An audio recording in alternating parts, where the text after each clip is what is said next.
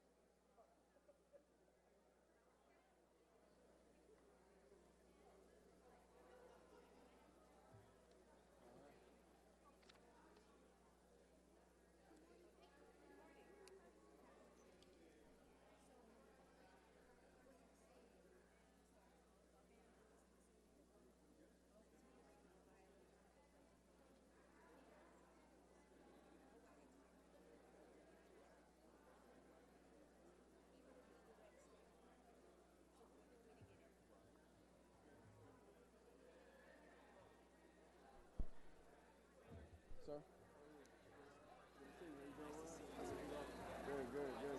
Life was good, right? Exactly. I know, right? That's right.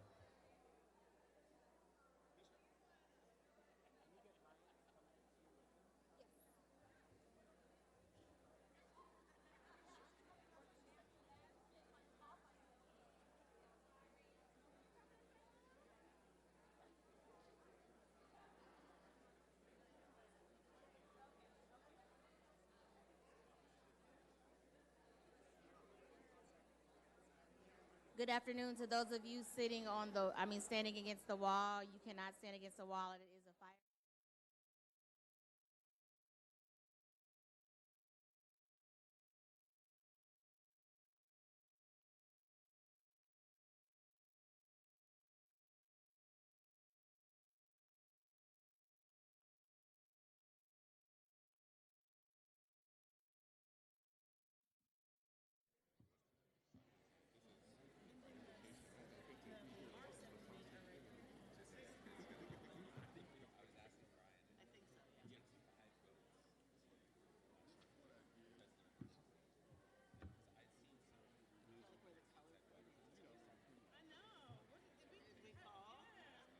All right, ladies and gentlemen, we will go ahead and get started.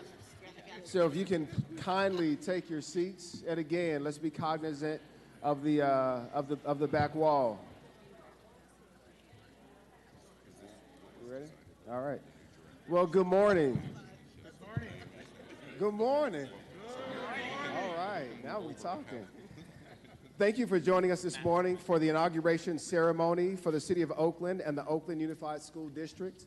We are honored to have you here for this important occasion. Please rise for the presentation of our colors by the Oakland Fire Department Honor Guard.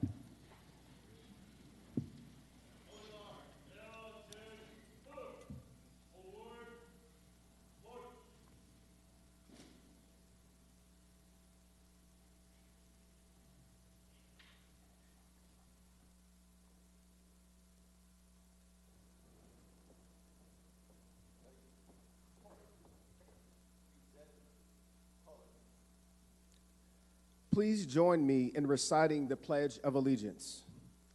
I pledge allegiance to the flag of the United States of America and to the republic for which it stands, one nation, under God, indivisible, with liberty and justice for all. Thank you. Please be seated.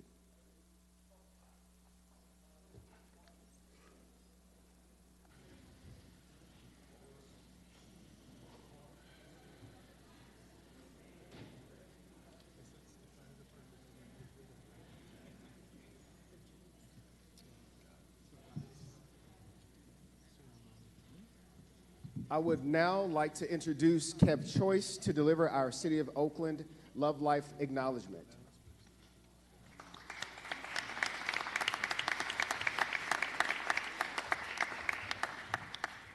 Good morning, City of Oakland, beloved citizens, beloved people. Give thanks for this day. Let's take a breath, center ourselves in this energy, in this space of this proceeding today, and I will read our Love Life acknowledgement. We acknowledge that in service to our beloved City of Oakland and all people who inhabit this community, adhering to the City of Oakland's official motto, Oakland Love Life, established in 2016 in memory and honor of 16-year-old Loisha Lacey, who lost her life to a senseless act of violence in 1997, we enter into this space committed to embody love as the guiding principle in our words, our actions, our spirit, intentions, and with regard to each other and all who engage and enter into this meeting space.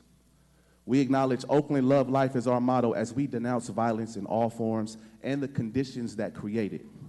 We commit to working against these conditions to create a safe space for all to operate in love and peace in our beloved City of Oakland. We acknowledge that when we demonstrate love, we also manifest qualities of respect, kindness, grace, truth, understanding, humbleness, and forgiveness towards each other. We commit to acts of love as an intentional force to generate tangible solutions in regards to all policies, declarations, recommendations, resolutions, appointments, and actions, and on this day, inaugurations. We recognize as leaders, we must set an example and precedent for those of us who have entrusted us with these duties.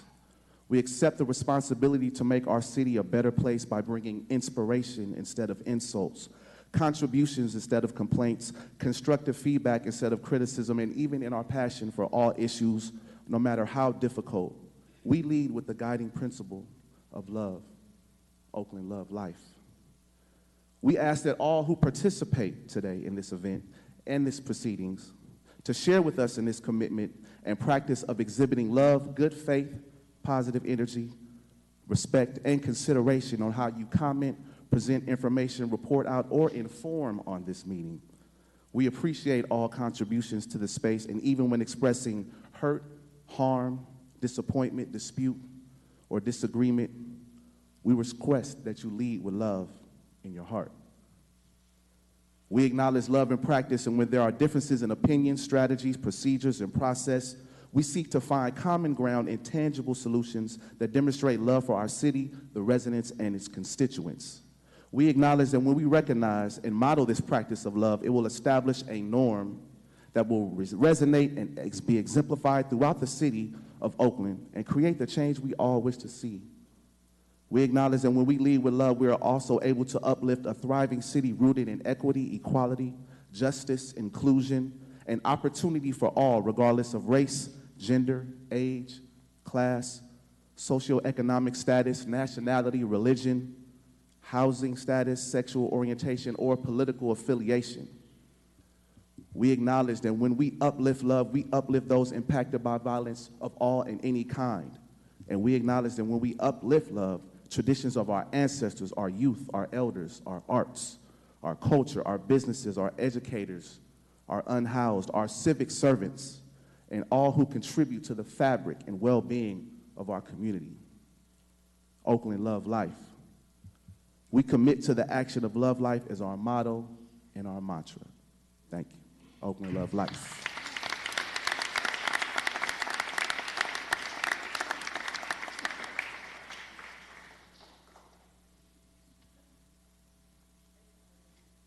All right, thank you, Kev Choice. To the Oakland Fire Department, Honor Guard, and thank you all for joining us today. My name is Justin Johnson, and I serve as the City Administrator for the City of Oakland. It is truly an honor to also serve this morning as your MC for today's ceremony as we administer oaths of office to the individuals chosen by Oakland voters to serve them and lead them. You're going to be hearing important remarks from all of our newly elected or re-elected officials, so I will keep it brief to open us up. Today, we'll be swearing in council members to represent communities from across Oakland, from deep East Oakland to the Fruitvale to the North Oakland area. We'll also be swearing in a new city attorney. And finally, we are delighted to be joined today by our partners in service, the new school board members for the Oakland Unified School District. These are, oh, go ahead now. Go ahead, it's all right. This is a celebration, don't be shy about it. So these officials will be taking office in a variety of roles, bringing with them an incredible range of backgrounds, communities, and experiences. What unites them all and what brings us all together is a commitment to service. Every single one of them has worked incredibly hard to carry the honor of serving the people of Oakland. As your city administrator, I get to work with our honorable city council and city attorney every day, and I know the individuals being sworn in this morning are humbled and dedicated by the remarkable honor of being given this opportunity to serve. We also know that leadership is a responsibility. The individuals being sworn in today have all asked Oakland voters for the sacred responsibility of leading Oakland at a time when that leadership has never been more important. The road ahead of us is marked by challenges and incredible opportunities that we will meet with integrity and dedication. Oaklanders deserve our very best, and I know with the leaders we are swearing in today, we have the team we need to deliver for them. And finally, we know that to deliver our best for Oaklanders, we will need to work together. Inclusion, respect, and collaboration will be essential to meeting the challenges we face with strength and to making the very most important of the opportunities that we have. From our elected leaders to our engaged communities to our incredible workforce of dedicated professionals, I know we will rise to the moment together this year and beyond. So with that, I'd like to introduce you to the officials joining us at the dais. District 1, City Council Member-elect Zach Unger.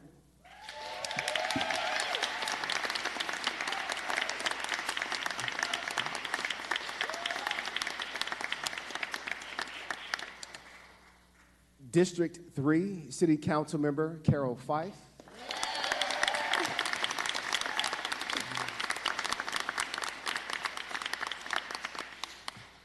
District 4, Council Member, and congratulations and welcome back, Janani Ramachandran.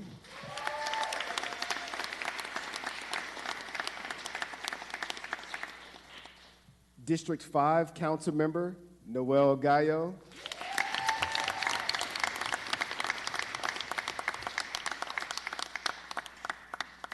District 6, Council Member Kevin Jenkins.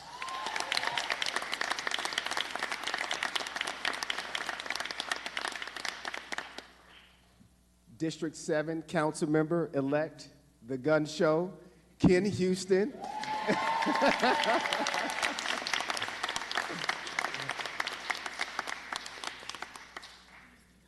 At-large Council Member-elect Rowena Brown.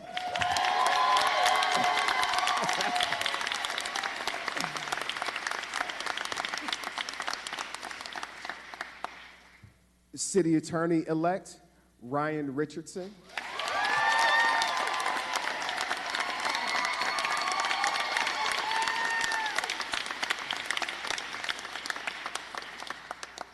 And I want to acknowledge our council members leaving their respective offices. Interim Mayor Nikki Fortunato-Boss, who represented District 2.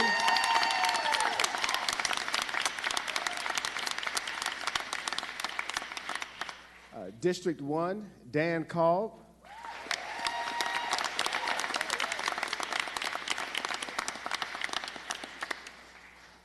District 7, Treva Reed.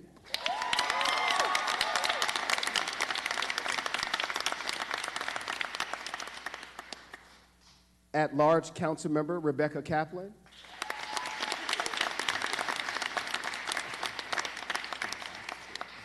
And it is also my pleasure to acknowledge Assembly Member Mia Bonta.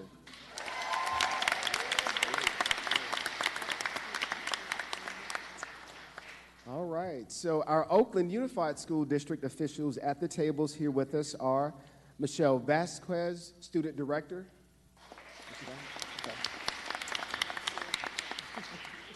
Maximus Simmons, they're in class today, understood. Okay, understood. Director Clifford Thompson, District 7.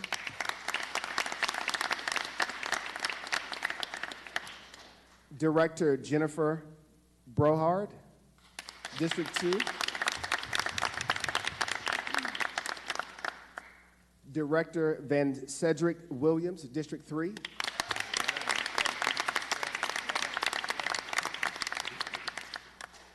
Director Valerie Batchelor, District 6.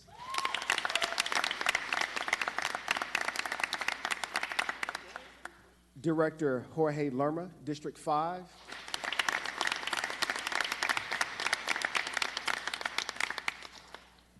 Edgar Rakestraw Jr., Parliamentarian.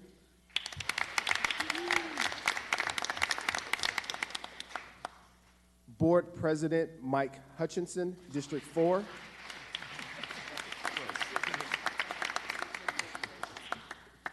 Board President Benjamin Sam Davis.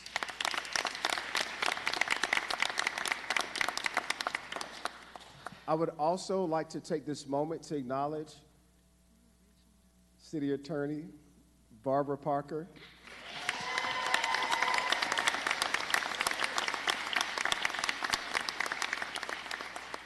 In addition, City Auditor Michael Houston.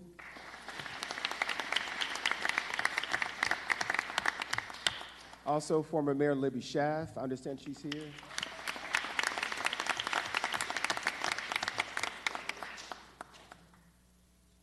And also Patrice Berry.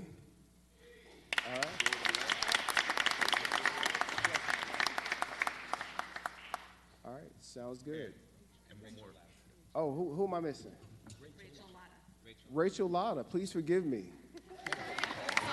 And welcome.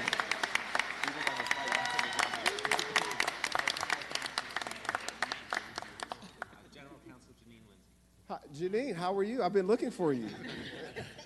And welcome, Janine. Thank you. Yes, ma'am.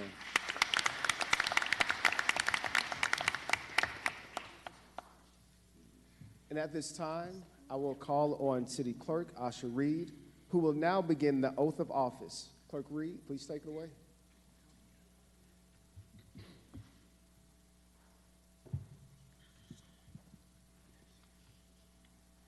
Good morning, everybody. Good morning. I'm going to be performing the oaths for the council members for districts 1, 3, 5, 7, and at large. If you could please stand.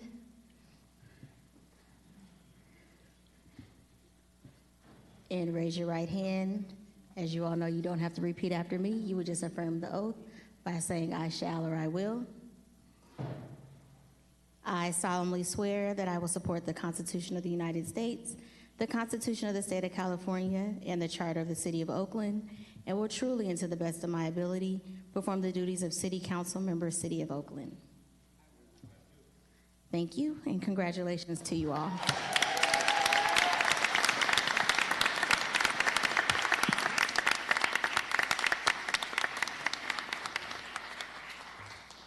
And at this time, I'm delighted to have each of the newly sworn and newly sworn and reelected council members to share a few words for about 5 minutes. So I will start with District 1 Council Member Zach Unger.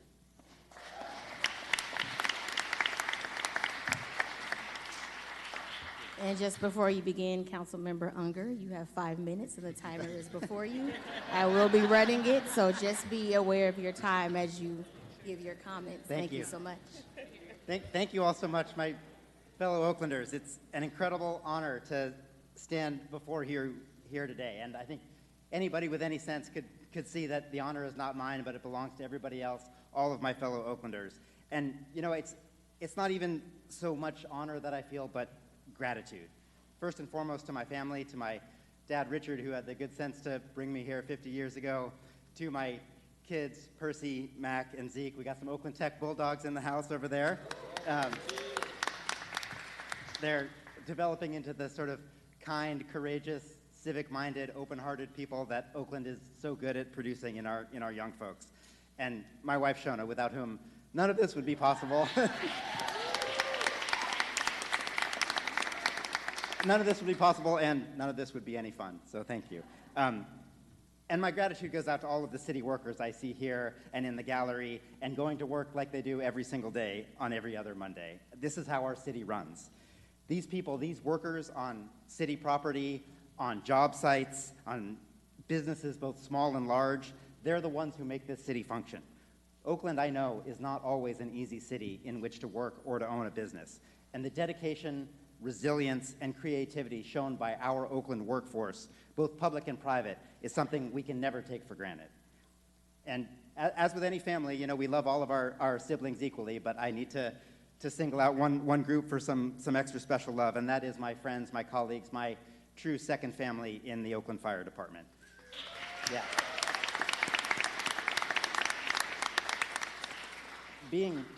Being sworn in here today is wonderful, but it pales in comparison to the honor of having locked arms with these folks over the last 3 decades. Locked arms in times of joyous celebration and success, and also in times of true hardship, tragedy, and suffering. I rest easy knowing that my own family is protected by these folks every single day. Anything that I accomplish as a council member is dwarfed by the acts of selflessness and heroism that the Oakland Fire Department shows every single day. So I thank you, OFD, I thank you, Local 55, for allowing me to be part of your ranks for the last 27 years. You know, I would love to be coming into government at a time of abundance, but we all know that this is a time of truly terrifying scarcity in which we all have to make some terrible choices. There are no programs in the city of Oakland that were started by craven people with bad intentions.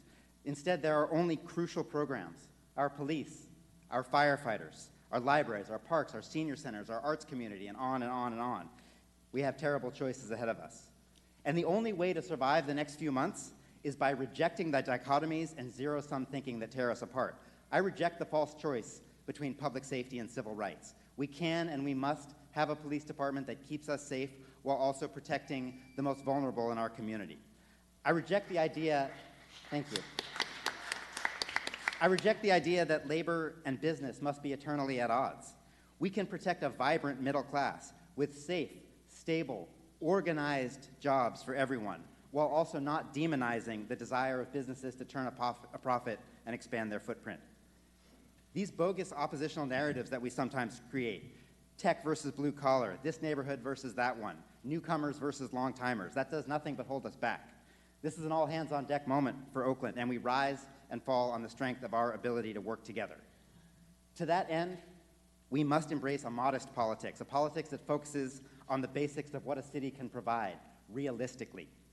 We're at our best when we focus on the pragmatics of problem solving, and at our worst when we attempt to locate ourselves within larger ideological movements. We should write fewer new laws and instead enforce the ones we have on the books and actually make sure that they work rather than just being something we can point to and say, I passed that.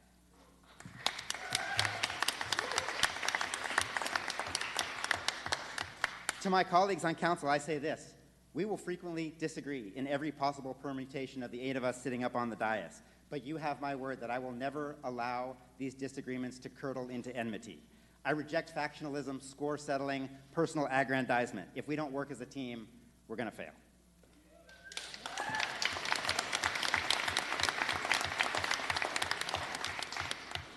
And as I take this oath of office, it occurs to me that we make a lot of promises to people, we tell a lot of people what it is we're going to do, but it's very rare that we take an actual oath. At this point, only 3 times before in my life. Once on my wedding day, once when I was sworn into the fire department, and once when I was elected as a labor leader for the Oakland firefighters. Today's number 4. And an oath means something.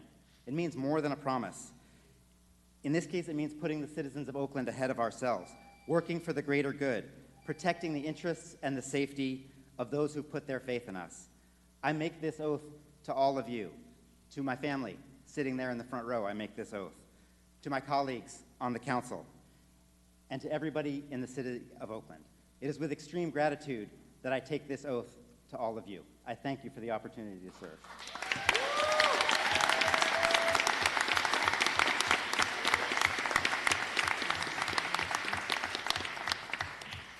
Thank you, Councilmember. All right. District 3 Councilmember Carol Fife.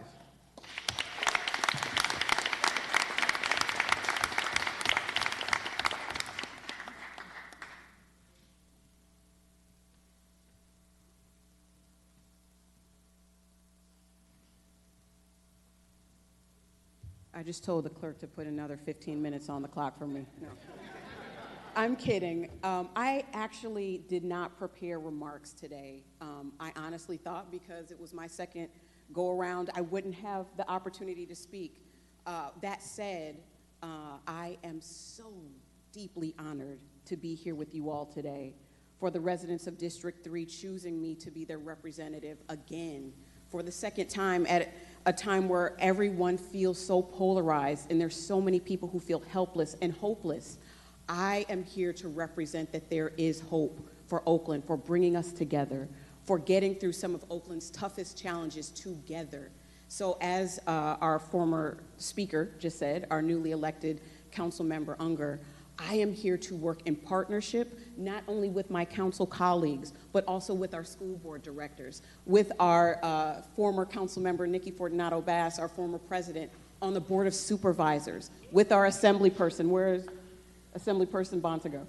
The point is in order for us to thrive and move forward, we have to do that collectively as a unit. And there are many people who are peddling fear to stifle us from coming together. We see that so drastically at the federal level, where division will literally shut down the government. I will not allow that, not on my watch. So if I have to put aside my desire so that we can be unified and moving the city forward, that is what my commitment to you is. I will not settle for the arguing and bickering that we've too often seen in these chambers. I want every single person, whether I agree with them or not, to have their voices heard, and we will work forward and work toward the best interests of this city, because every single one of you in this chamber deserve it. Every one of you. So that means we have to move with full transparency, integrity, and honor. And I hope that you all that are not in my district, that didn't get the opportunity to vote for me, and thank you for having window signs outside of my district to support my candidacy, but I hope that you all know that you can come to me and to our offices to push for that agenda of moving Oakland forward together. And I appreciate all of the families who came out here to support your loved ones, because it's not just about us here. It's about you all participating as well. Your voices are the life's blood of this city. So be engaged, be activated, and remember that we do love life here. Thank you all for your time.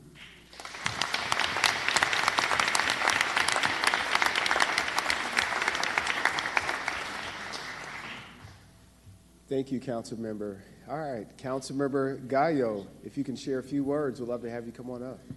We'll do it from there? Okay. So he's efficient.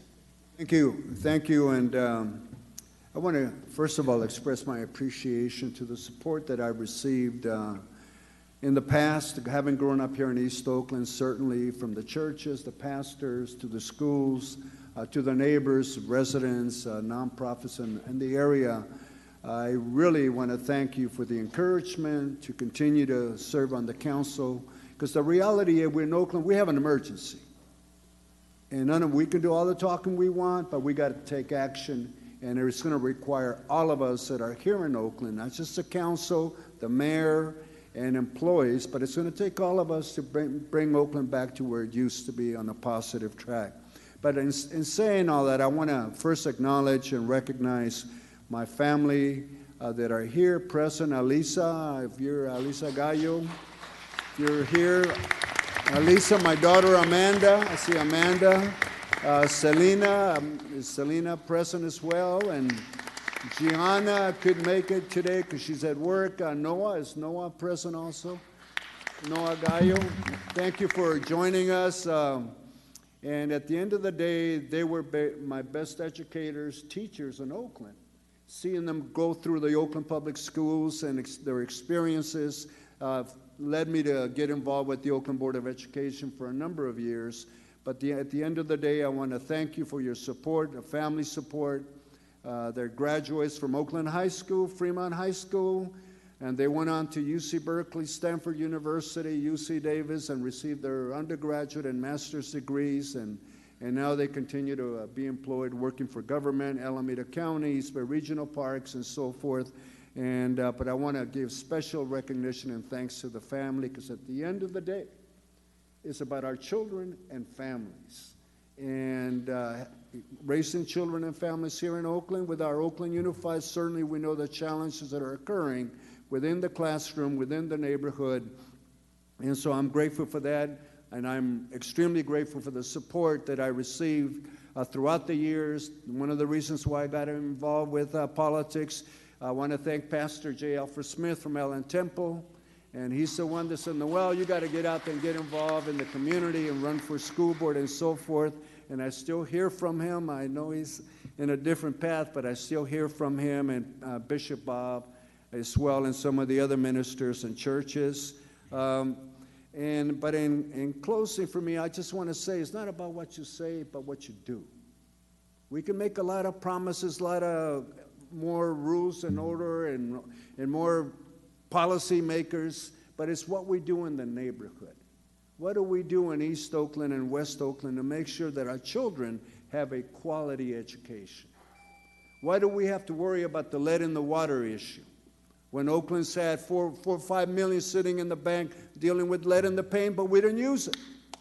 What about Alameda County? They've had $9 million sitting in their bank, and most of us is supposed to go to Oakland, but they're sitting on it and not using it. And so for me, my role in the near future is to work with other governmental bodies from the Oakland Unified School District, Alameda County, the state of California, and certainly, we need all the support. But at the end of the day, I want to just remind you that as residents, as neighbors, we need to be engaged to make sure that Oakland becomes a safe, clean environment. A safe, clean environment for our children to feel safe going to school. And I just want to let you know that as an example, 3-4 of my employees out of my city council office, they're out there at 6 in the morning to 1 p.m. every day, Monday through Sunday, dealing with the streets, cleaning up our neighborhoods, cleaning up our parks, and also cleaning around the schools to make sure that your children can walk to school and walk back home like we used to be able to do. But anyways, thank you, and I look for the cooperation and work together here at the City Council, but most of all, I will be reaching out to other governmental bodies in Oakland to contribute, support, because at the end of the day, we as residents are paying everyone's salary, from the fire department, the police department, other employees. We need you all in the streets to make sure our city gets back to being a safe, clean city. Thank you very much. Thank you.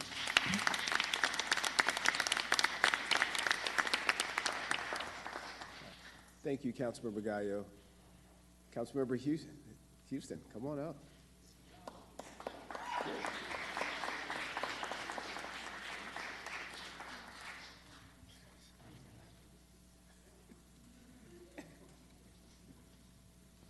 I want to give the school board, I want to give everybody here at the council, I want to give everybody in the audience an applause because everyone in here deserves applause. Can I get an applause for everyone in here, please?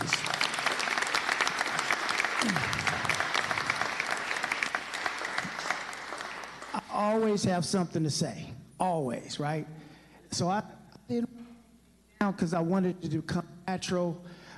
I'm so humbled to take this position. And I wanted to say this. I want to give a special applaud to Noel Gallo. I used to watch him on the board with you guys, right? And said, wow, I used to go, I worked with him on the board. And then I come and see him on council, and I'm able to sit next to Noel Gallo. Legendary. Come on, let's give him a round of applause, please. And I got 5 minutes, right? I'm gonna take 30 seconds. I'm gonna bring it down a little bit. We had, 87 homicides in the city of Oakland. 87. The 67th homicide in Oakland was one of my stipend workers, or one of the people that worked with me with this team right here. Come on up. Come on up. Come on up. He was one of the 67th homicides. I was the director of the Beautification Council, 501c3 nonprofit, right?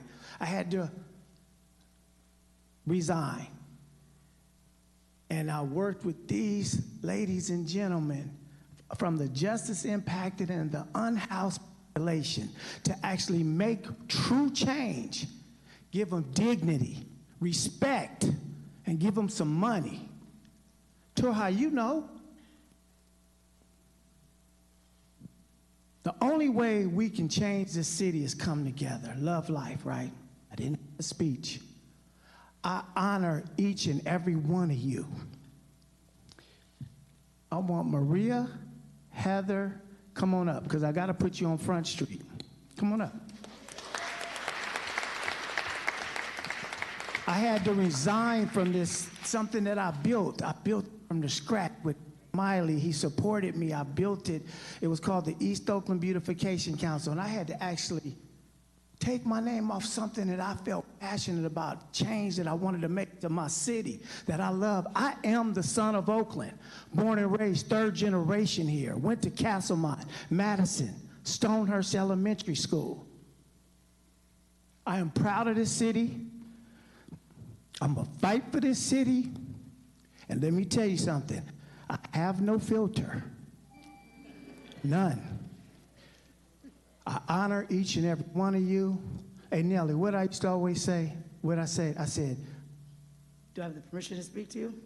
That one too. That was giving respect, right? But did I say, what about my job? Did I say, what? Oh, yeah, take my job. They took my job. They took my job. I respect you guys. Now, you guys got a whole bunch on your shoulders now. You guys, you're the director in operation, right? So I want to give you guys that's out in the streets, and people think I actually clean the streets, right? No, we build lives, beautify communities. I work with Noel Gallo, but what we do, or you guys do now, is building lives and beautifying communities. So I want to honor everyone in this room, and I want to talk to Oakland right now, the ones that actually voted for me in District 7. My oath to you is dignity, and I'll do it in the best. Every move I make, I promise I'll do it in the best interest of Oakland. Thank you, everyone.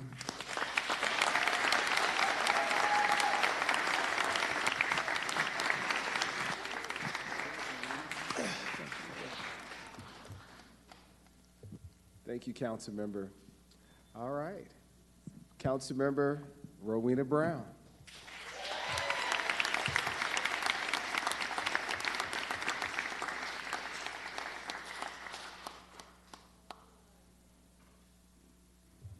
Good morning, Oakland. How are you? You know, I'm really just so humbled and honored for this opportunity. I'm really grateful and looking forward to working alongside my amazing city council colleagues, and I'm really grateful for all the friends and family that flew really far to be here today with me. My Aunt Stephanie, those of you who on the campaign trail maybe heard a little bit about my personal story, you all will know that, I lost both of my parents at an early age, and I just want to shout out my Aunt Stephanie who's here.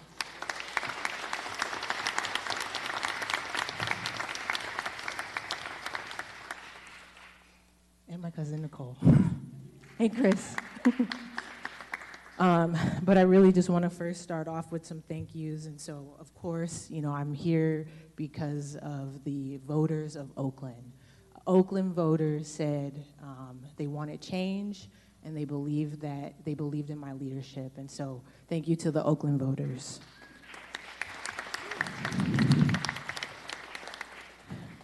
And thank you to every labor union leader and member that volunteered, and those that donated and showed up to connect with voters on my behalf.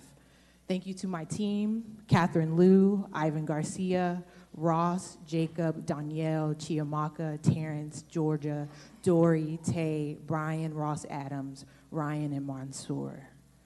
Thank you to the amazing mentorship that I've had, Assemblymember Mia Bonta, Councilmember Courtney Welch, Councilmember Treva Reed, Councilmember Dylan Bolt, School Board President Sam Davis, and Rudy Gonzalez. And thank you all for being here, and then those who are watching virtually, thank you. And so many of the supporters of mine that has supported me for years and decades. As I mentioned, this win is not for me, but for a better, brighter future for Oakland. And the best way that we can do that is together. As I was thinking about what I wanted to say to you all on this amazing day, I was thinking of what is the definition of servant leadership?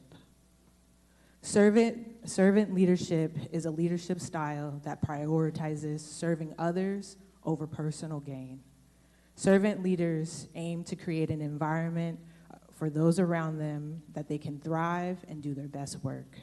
They do this by focusing on others, building trust, teaching others, and fostering community. These are all things that I've had the amazing opportunity in various roles that I've had, whether when I was teaching civics education, working as an optician, and for many of you who know me from my days actually working here in Oakland City Council, and then working alongside State Assembly Member Mia Bonta. And so it's really those qualities that I look forward to continuing to bring in this new position that I'm so very honored to have. And I know that we have some really tough times ahead, both locally and at the national level. And yet my heart is overjoyed for the opportunity to work alongside all of you to really help uplift Oakland and create an Oakland that serves as a positive vision for other cities. And I know that we can do this together. Thank you.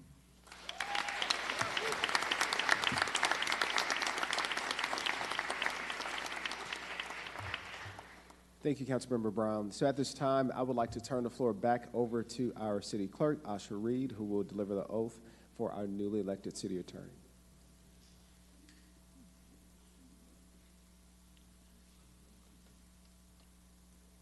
Good morning again, everybody. City Attorney Richardson. You don't have to repeat after me, just raise your right hand. I will perform your oath.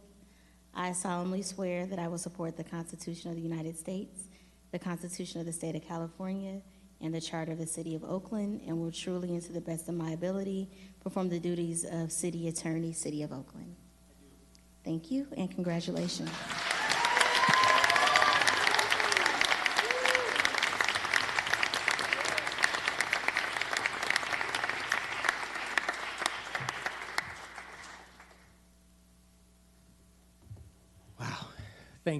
Thank you, everybody. I'm going to keep this short, in part because I know this is a long program, but also because I will get choked up if I try to go on too long.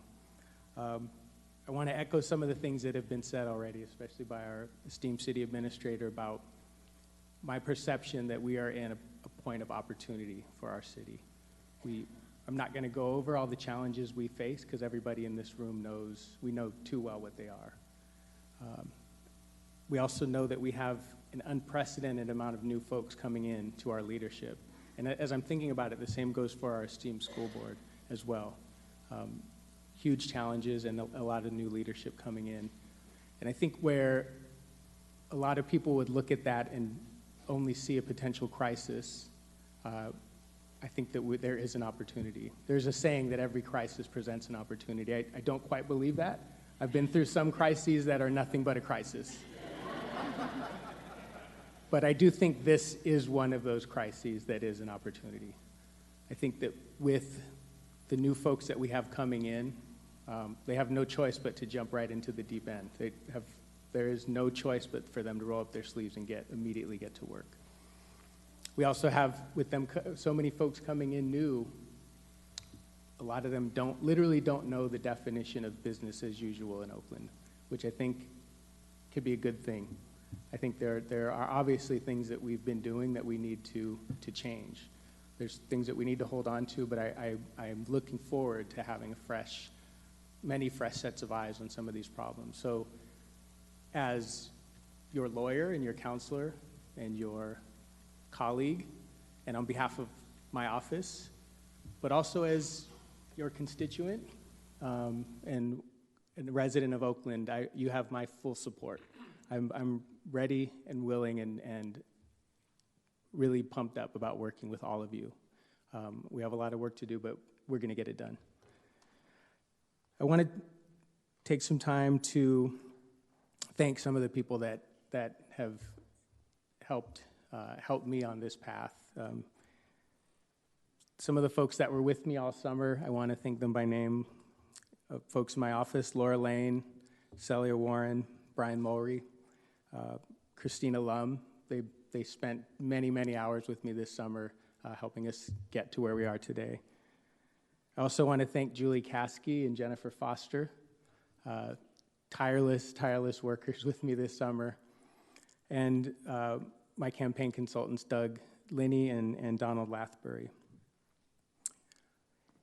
Also, if you spent any time with me this summer, you heard me talk about my family, the family that raised me, and also the family that I've been raising for the last 20 years, 26 years actually. So if you spent any time with me this summer, you know that I talked about being raised by a family of public school educators. Some of them are here today. My mom and my stepmom, Gail Richardson Colt and Lorraine Richardson, are here with me.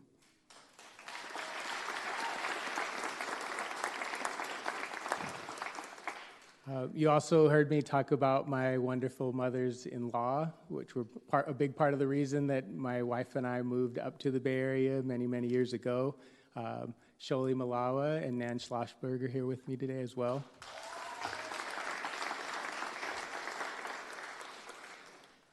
And then you heard me talk about my current nuclear family, my wonderful wife, Zaya Malawa,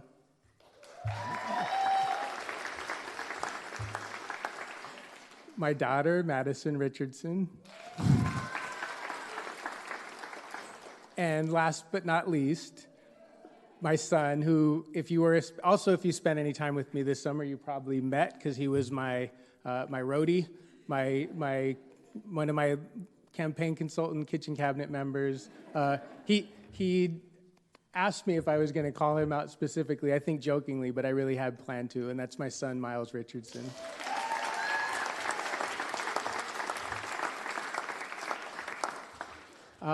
And I also include in the family portion of my acknowledgements my mentor, the mentor of my legal career.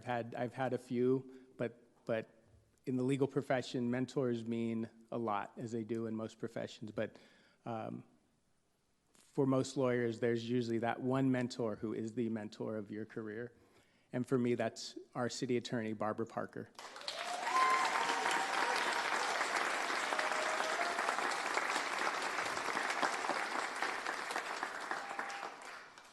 And then finally, I want to thank the City of Oakland. I've had a lot of blessings and a lot of opportunities in my life, and I'm very grateful for those, and I'm very cognizant and aware of how privileged I am. I feel a duty and I feel an honor to give back. A lot of the blessings, a lot of the blessings and privileges in my life have been because of the opportunity I've had to live and work in this city. I appreciate the trust that's been placed in me. I look forward to serving all of you. Thank you.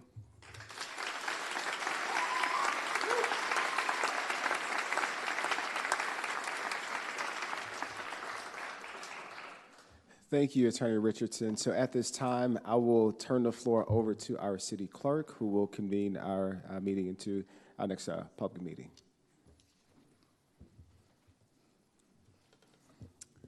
Good morning still, and welcome to the special city council meeting of Monday, January 6, 2025. If you would like to speak on an agenda item, please fill out a speaker's card and return that card to the 2 clerk representatives at the front of the chambers before the item is called for discussion, or an hour and a half after the start of the meeting. On roll call for this meeting are Council Members Brown. Present. Council Member Fife. Present. Council Member Gallo. Present. Council Member Houston. Present. Council Member Jenkins. Present. Council Member Ramachandran. Present. And Council Member Unger. Present. Showing 7 members present at this time, as the District 2 seat is vacant. And because we are in uncharted territory at this time, the council members will need to elect a chairperson of this meeting. So if there is a motion of someone who would like to chair this meeting today. Make a motion to nominate Councilmember Gallo to chair this meeting. I second the motion. So there is a motion by Councilmember Ramachandran, seconded by Councilmember Houston, for Councilmember Gallo to chair this meeting today. On roll. Oh, sorry. Okay. Is on roll, Councilmember Brown? Aye. Councilmember Fife? Aye. Councilmember Gallo? Aye. Councilmember Houston? Aye. Councilmember Jenkins? Aye. Councilmember Ramachandran? Aye. And Councilmember Unger. Aye. Motion passes with a vote of 7 ayes, 1 vacant.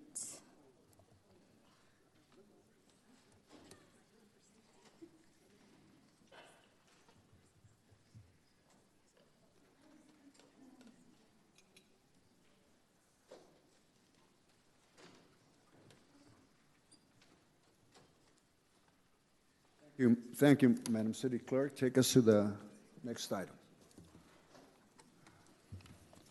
Going to item 3 on this agenda, which, I'm sorry, did you have any announcements or any actions for special orders for the day?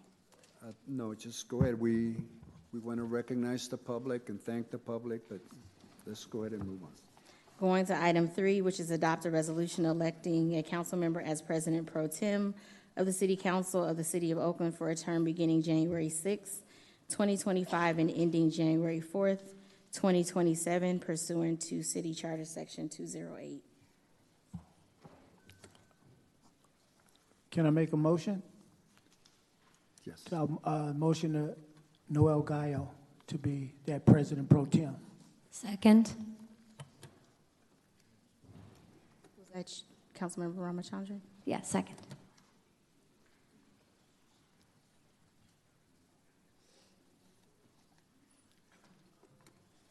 Can I Go do to the vote. public speakers?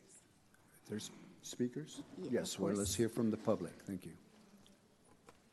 As I call your name, please approach the podium in any order. If you submitted a speaker's card and you are participating via Zoom, please raise your hand so I can easily identify you. Only if you submitted a card. Supervisor Nikki Fortunato Bass, Brad Erickson, Cynthia Munoz Ramos, David Boatwright, Mr. Hazard, Jennifer Findley, in any order. Please approach the podium.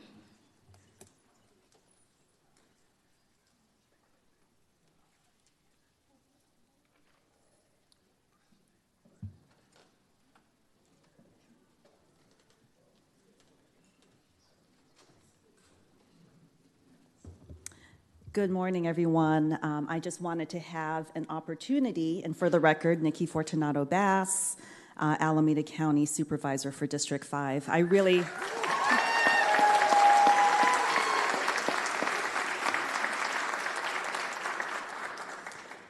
just wanted to have a very, very brief opportunity to say greetings, to thank you all for your incredible service, and to wish you well. As you heard, there are important challenges which we are very well aware of. However, as Attorney Richardson said, I hope we can find the opportunity to take this moment to work together, to really collaborate in a much deeper way, and to really center the underserved, the most vulnerable here in Oakland, so that we can really turn the corner and make our city the safe, clean, thriving place it needs to be. You have some important decisions in front of you for these offices. I do want to share, having served 4 years as council president and even over the past 3 weeks as interim mayor, we really need your leadership. We need your leadership to be focused, to work hard no matter how long it takes, to listen, to bring folks together, and keep your eye on the prize in terms of the decisions that will move Oakland forward. Thank you. Thank you.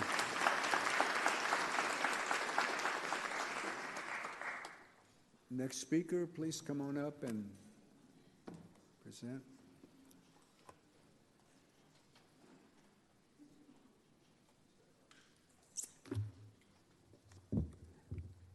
Happy New Year. On this journey you're about ready to embark, there are going to be challenges. And I hope the council does not restrict public comment to 1 minute. You talk about listening to the public. We're entitled to at least 2 minutes on an item. Not to listen to you rant and rave. Listen to what the public has to say. For instance, when for a whole year I talked to you about, not the new ones, about fentanyl. Fentanyl being a public health crisis. You ignored it, Gaio, even though the council approved it in June to put a public health crisis on fentanyl. Just like you have a public health crisis for HIV, for cannabis, you could take that off, and homelessness. Alvarez legislation addressing the alarming rise of youth fentanyl, Gaio, related deaths is signed by the governor. AB 2429. Put fentanyl as a public health crisis. The curriculum in the schools, they have to have a fentanyl education curriculum. It's killing our children. Put it as a public health crisis on the agenda in 2025. Thank you, Mr. Hazard. Your time is up. I have Brad Erickson, Cynthia Ramos, Jennifer Finley, David Boatwright. If you're in the chambers and you wish to give comment, please step to the podium. David Boatwright, District 4. My main comment is about consistency, and I noticed that for the position of pro tem, it was a 1 or 2 year period, and it was set at 2. And for the president, it was set at 2 years with no option for 1 year. Is there a reason for that inconsistency? I noticed it was actually set at 2 for both, and that may be the reason, but that seems like an inconsistency to me. And what other inconsistency is, multiple times this morning, there was a request that people were standing around the edge were creating a safety hazard. And I noticed that there's still a lot of people standing around the edge. I went downstairs and sat through the meeting where the visibility is not quite as good. And I think for consistency purposes, you ought to follow through on your directives. And one last thing is I came to this meeting not knowing that there were tickets required to sit in this room. And I think the city could do better communicating what the requirements are for their meetings. Thank you. Thank you.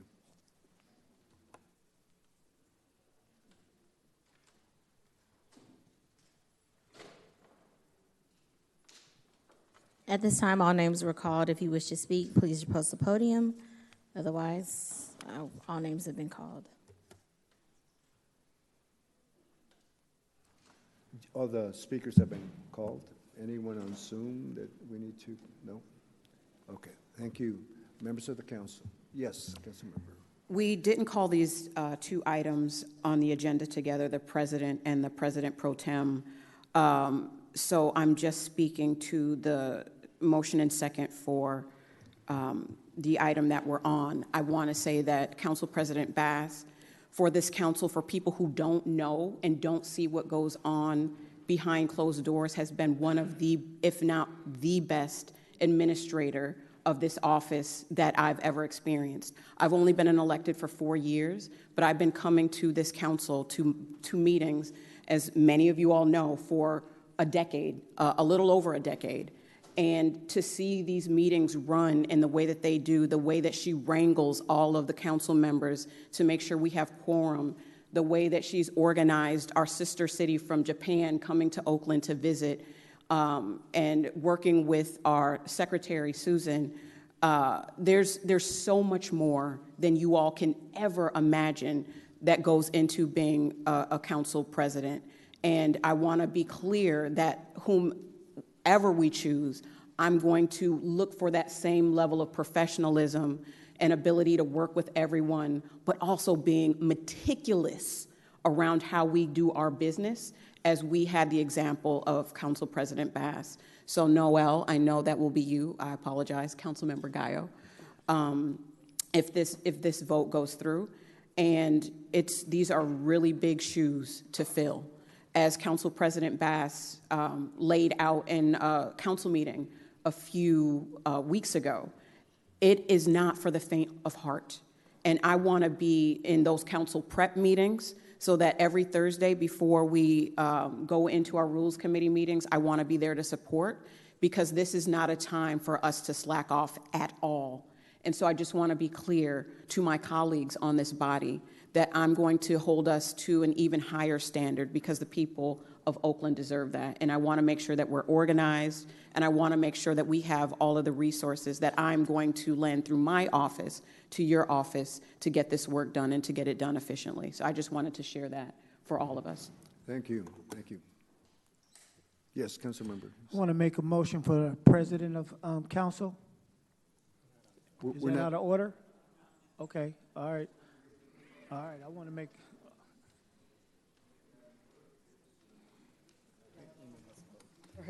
We need a vote. Go ahead. On item 3, moved by Councilmember Houston, second by Councilmember Ramachandran, to elect Councilmember Gallo as President Pro Tem. Councilmember Brown? Aye. Councilmember Fife? Aye. Councilmember Houston? Aye. Councilmember Jenkins? Aye. Councilmember Ramachandran? Aye. Councilmember Unger? Aye. Councilmember Gallo? Aye. Motion passes with a vote of 7 ayes. As the District 2 seat is vacant. Madam Clerk and President Gallo, I want to put a motion on the floor to take the agenda's items out of order. I do think it's important that we have as many votes as possible, so I'm going to ask that we move agenda item 6 before the next vote. Is there a second?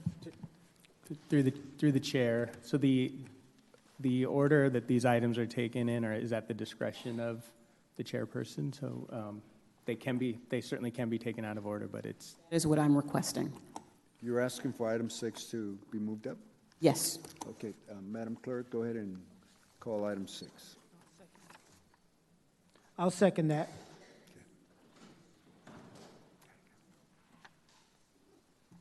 Through the chair to Councilmember Houston, you don't need a second, as the chair has discretion to move the agenda around as needed. So at the request to take the items out of order, taking item 6 now, which is appointment to the vacant District 2 office. And the recommendation is a motion to fill a vacancy in the District 2 council office by temporary appointment for up to 180 days or the swearing in of the new incumbent after the April 15th special municipal election, whichever comes first, pursuant to City Charter Section 205. And you do have 6 speakers on this item. Yes, go ahead and let's hear from the public speakers, and we'll take the item.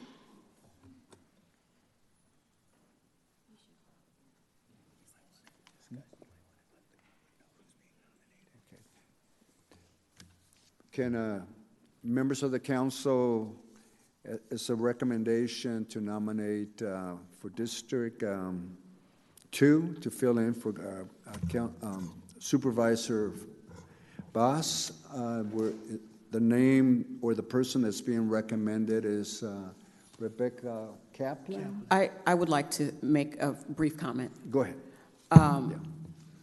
Councilmember Kaplan has not only sat on this body for years, but she's also a very key voting member of several other bodies that are not represented here. We sit together on the Alameda County Transportation Commission. She's currently serving on the on MTC. She's been a member of the Joint Powers Authority for the Coliseum and has so much information, so much knowledge that we're losing in a lot of the outgoing council members for the city.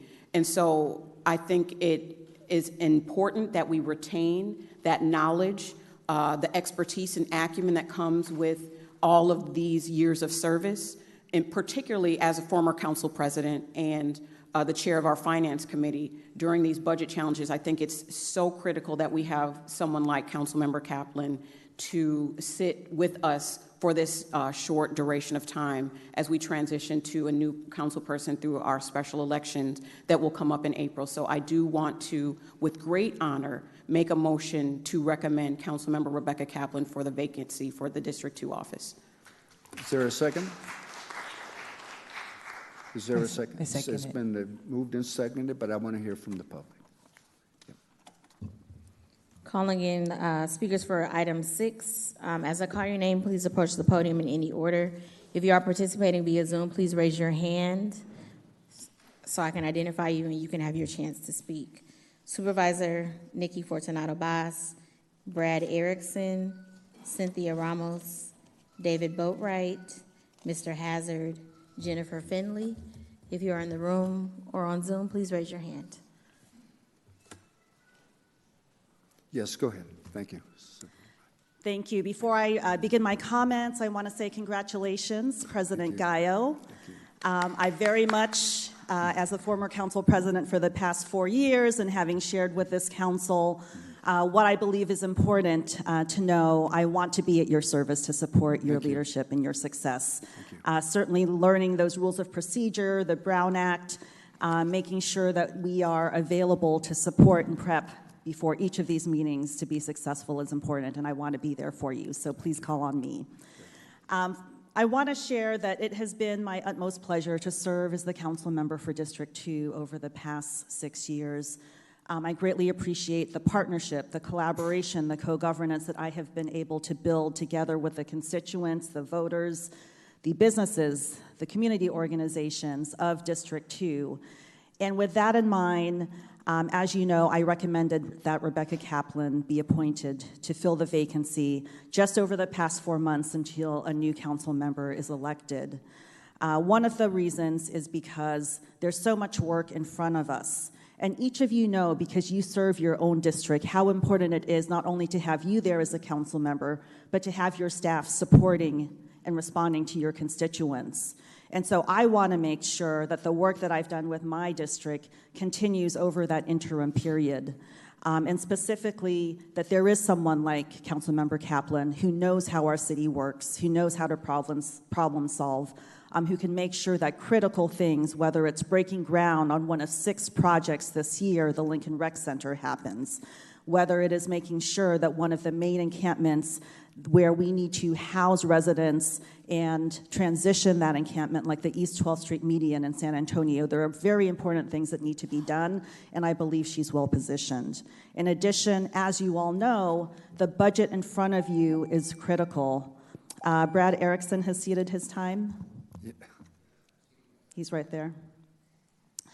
In addition, the budget is so critical. As you know, she has served as council president. She has led our budget process. As we were working on our mid-cycle budget, she identified a number of sources of revenue that we could potentially identify and add to our budget. And as interim mayor, I had a conversation with Henry Gardner recently, the head of the JPA, the Coliseum JPA, who confirmed there's an additional $2.5 million that we can count on that was unexpected. That is the type of leadership we need during this very difficult budget process. So colleagues, I do hope that you will appoint Rebecca Kaplan to fill that term until the election. And I also want to reiterate my interest in continuing to partner with all of you in my new role. Thank you. Thank you. Thank you.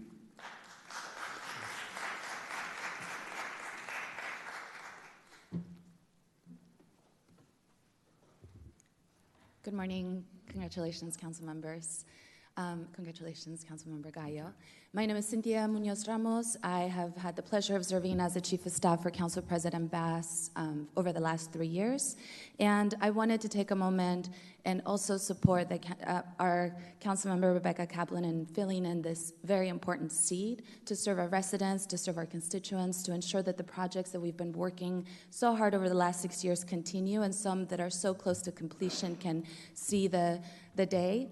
I also wanted to lift up, I'm a resident of also District 2, and I live in the East Lake area, and one of our organizations sent some emails. You've been receiving emails of encouragement for this appointment, and I wanted to lift up one really important one for Dunia that says, some of you may not have received it yet as it's your first day.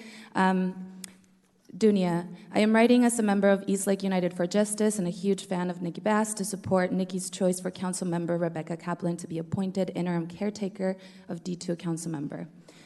Council Member Kaplan is uniquely qualified. She is ready to jump in and immediately serve our residents. She has been a key in moving some important projects in our city and in our district, and she will provide leadership during this very important biannual budget.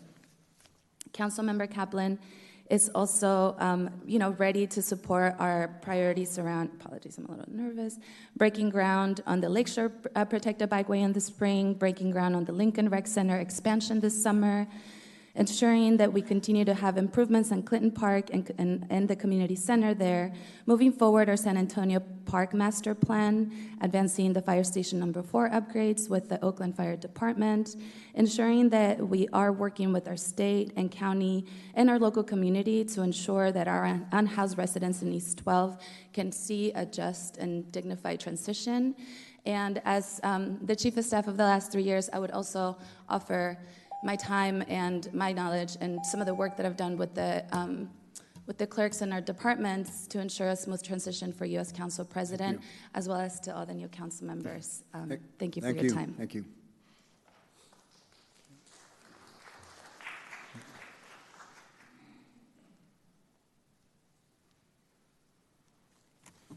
David Boatwright, District 4.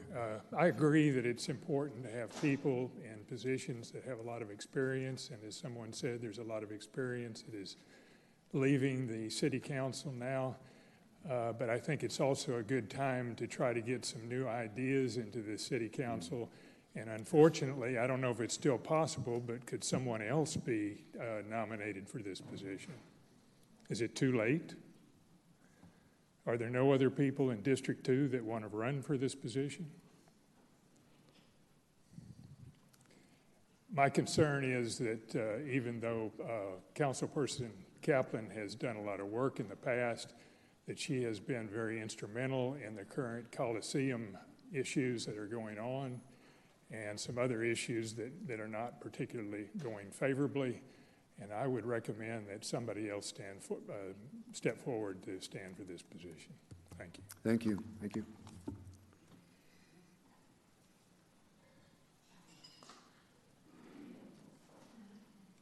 Going to the Zoom speaker, Jennifer Finley.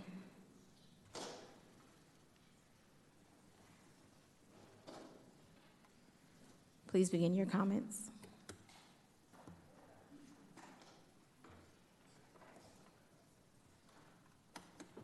Good morning, Jennifer Findlay, District 2.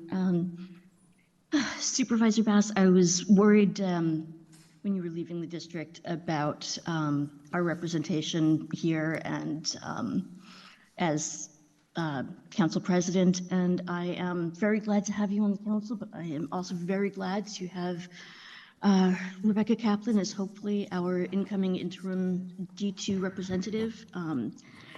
Thrilled to hear that. I certainly hope this goes through. We are losing a lot of institutional memory, and Councilmember Kaplan is an excellent source of that. And in my place as a layperson watching these meetings, I've certainly found her to be repeatedly the one who shows up having found the extra money somewhere. And I just always find that really impressive. This is going to be a tough transition for everyone. Our current President Pro Tem Gallo, you've had a lot of years on the council. I am genuinely concerned about this leadership. I hope this is a chance for you to show up and prove me wrong. We've had, I know we want to keep some shorter meetings when possible, but Councilmember Gallo, I hope you are now willing to show up and stay for the later meetings and try and fill the shoes that Council President Bass has left open. Thank you. Thank you for your comments. Mr. Hazard, do you wish to speak on this item? Okay, thank you. At this time, all names have been called. Thank you. Members of the council, any comments, questions? And we have a motion and a second. I second it. Okay, thank you. We actually already had a second by Councilmember Brown. So are we ready to take the roll? Yes, take the vote. On item 6, appointing Councilmember Kaplan to the vacant District 2 office, moved by Councilmember Fife, seconded by Councilmember Brown. Councilmember Brown? Aye. Councilmember Fife? Aye. Councilmember Houston? Aye. Councilmember Jenkins? Aye. Councilmember Ramachandran? Aye. Councilmember Unger? Aye. And Councilmember Gallo? Aye. Motion passes with a vote of 7 ayes. Is Council... Okay.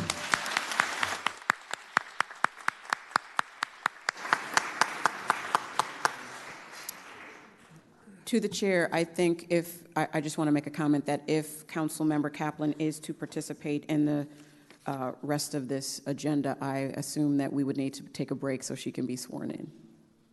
Let me hear from the attorney. Go ahead.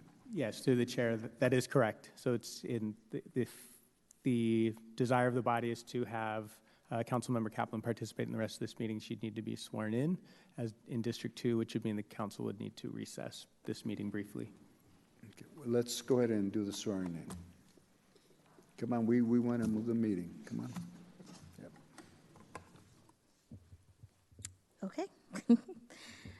Raise your right hand. I solemnly swear that I will support the Constitution of the United States, the Constitution of the State of California, and the Charter of the City of Oakland, and will truly, and to the best of my ability, perform the duties of Council Member, City of Oakland. I shall. Thank you very much. I'll have your paperwork to sign in just a second. Thank you. Thank you. Okay, take us to the next item. Madam Clerk. Which item are you going to next? We're on item number, what is it, 4? 4. Going to item 4. Election of the President of the City Council. Adopt a resolution electing a council member as President of the City of Oakland, President of the Council of the City of Oakland for a term beginning January 6, 2025 and ending January 4, 2027 pursuant to Oakland City Charter Section 208. And you do have speakers on this item. Motion to nominate Councilmember Jenkins. Second. Motion and a second to support Councilmember Jenkins.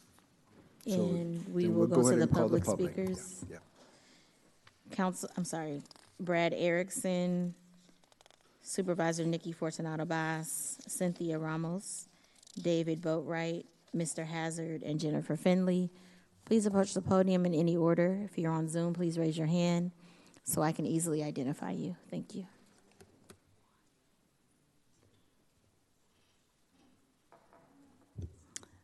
Hello again. For the record, Nikki Fortunato-Bass. Councilmember Kaplan, firstly, I want to congratulate you. Thank you for being our caretaker for District 2. I very much look forward to supporting you as you work with our constituents as a resident of District 2 to support our various needs as well as work on the important work of the city budget. I want to say very sincerely that I do support Councilmember Jenkins as our council president and by default our interim mayor. I believe you will do a fantastic job having worked with you over these past few years and having served as the interim president even for the past 3 weeks. It's a very important role. There is so much important work we have to do, and I think we are very blessed that we have an amazing team from the city administrator and our department directors to the mayor's chief of staff, Lee Hansen, who's been doing a tremendous work on our budget, on the Coliseum deal, to Brooklyn Williams, who's been doing tremendous work on public safety with all of our violence prevention chiefs. And so similarly to the support I've offered to others on this dais, I want to make sure that I'm supportive, whether it's in my county role or in my past role, to ensuring the success, assuming that Councilmember Jenkins becomes the council president and interim mayor, want to make sure that you have the support that you need from everyone in the community and especially from me. So thank you. Thank you. Any other speakers, Madam City Clerk? If your name was called and you wish to speak, please approach the podium. Mr. Hazard, Mr. Boatwright, Ms. Munoz. Otherwise, we can move to the Zoom speakers. Zoom, go ahead and take us to the Zoom. Mr. Hazard, yeah, he's coming up.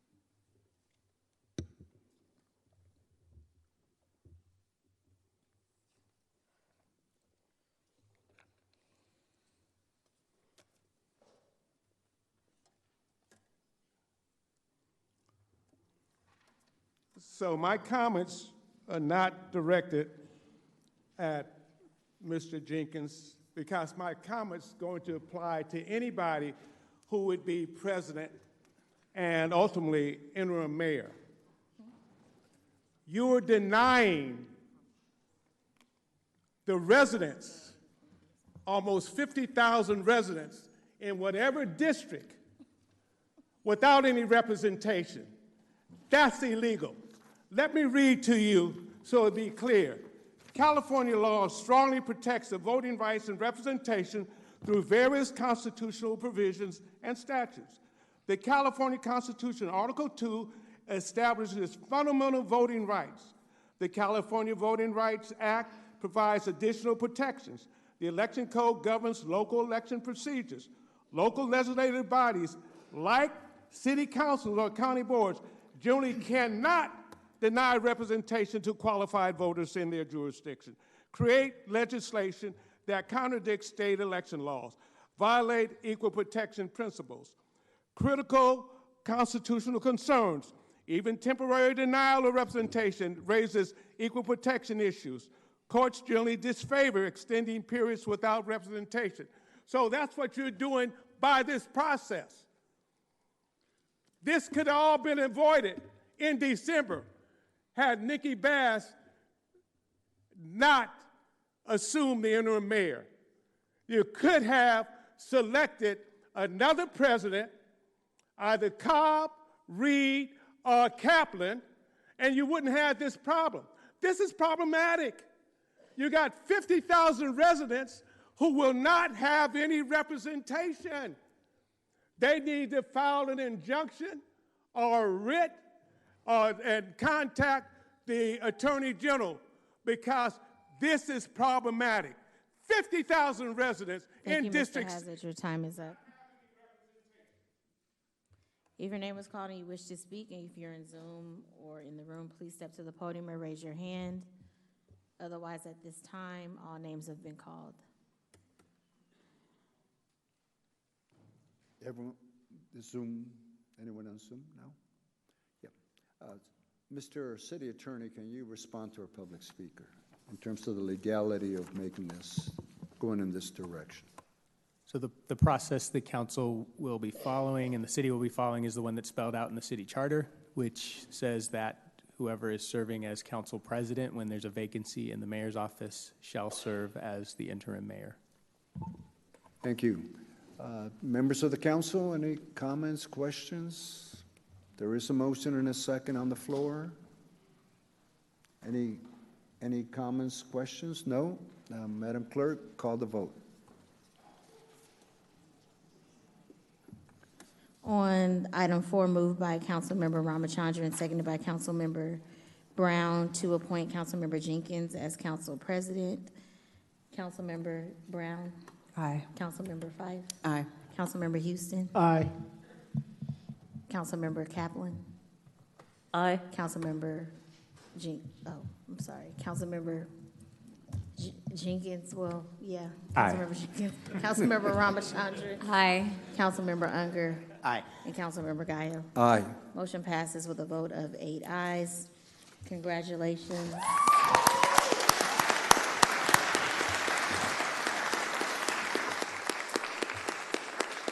Can I do it?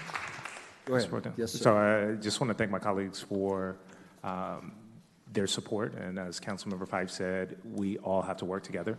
There are some serious issues in the city, but we're only going to get past it working together. The residents of Oakland absolutely demand it. We want to get back to a place where we're doing our basic services well, where we're getting our unsheltered folks housed, where we're filling potholes, where our fire stations are open. And I'm sure that we will work together, get this figured out, and make sure that we get the budget figured out, and make sure that we provide a smooth transition for the next mayor. Thank you so much, colleagues. Thank you.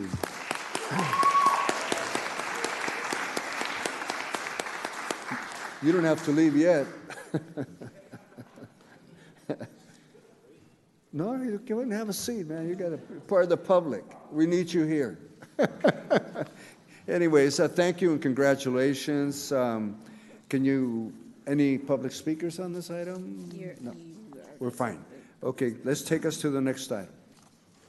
This is actually your final action item, which is item number 5, a resolution pursuant to Rule 4, the Council's Rules of Procedure to confirm the Council President's appointments of the council members and chairpersons of the Finance and Management Committee, Public Works and Transportation, Community and Economic Development, Life Enrichment, Public Safety, Rules on Legislation, Education Partnership, and the City Port Liaison Committees, and you do have 5 public speakers on this item.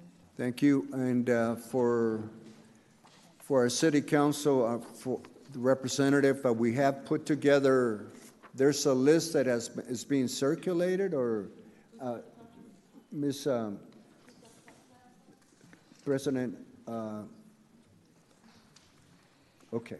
So want to make sure that it's available to the public, please. And I'll read off the recommendations that are put forth. Do you have a copy of it? Okay.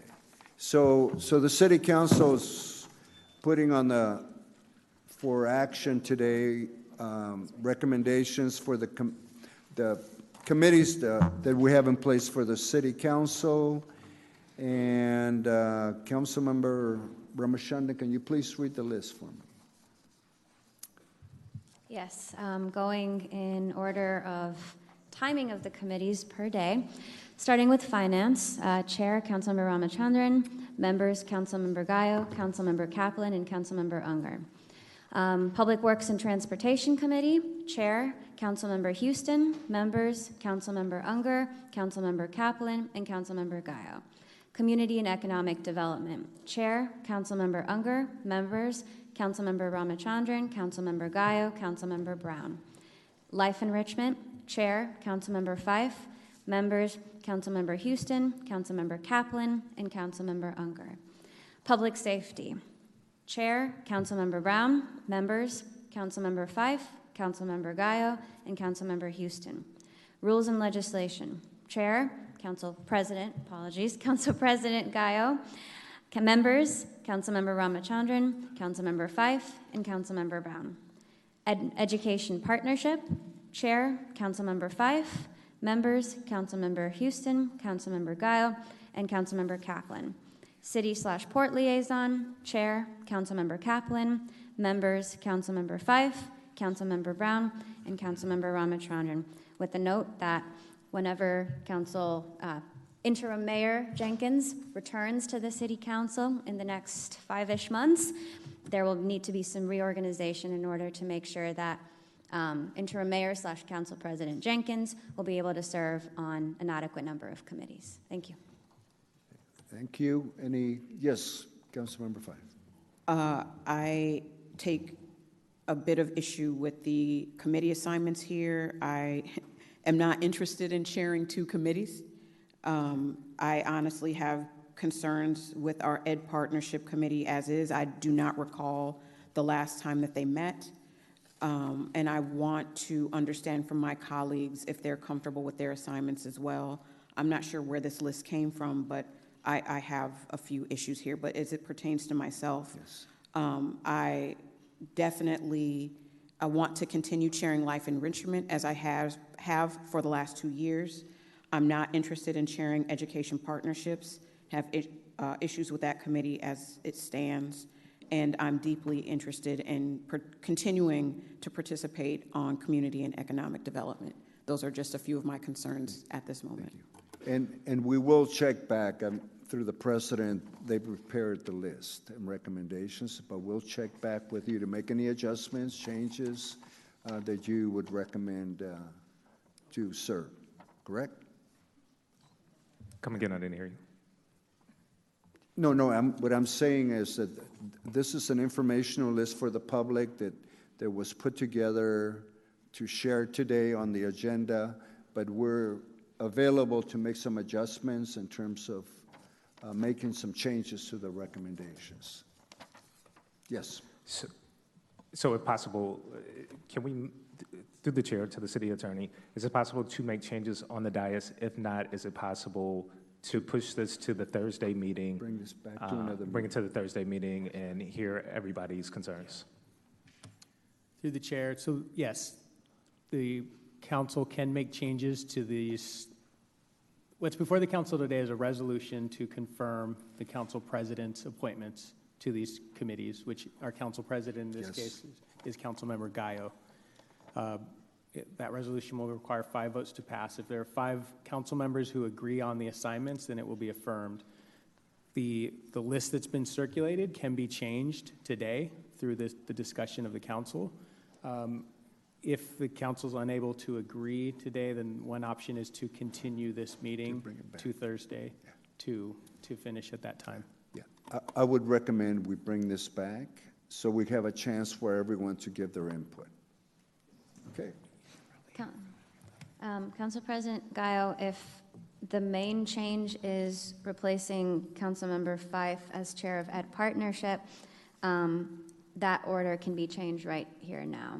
And it seems like the thing that that would be easily agreed upon. Okay, Councilmember Kaplan. Thank you.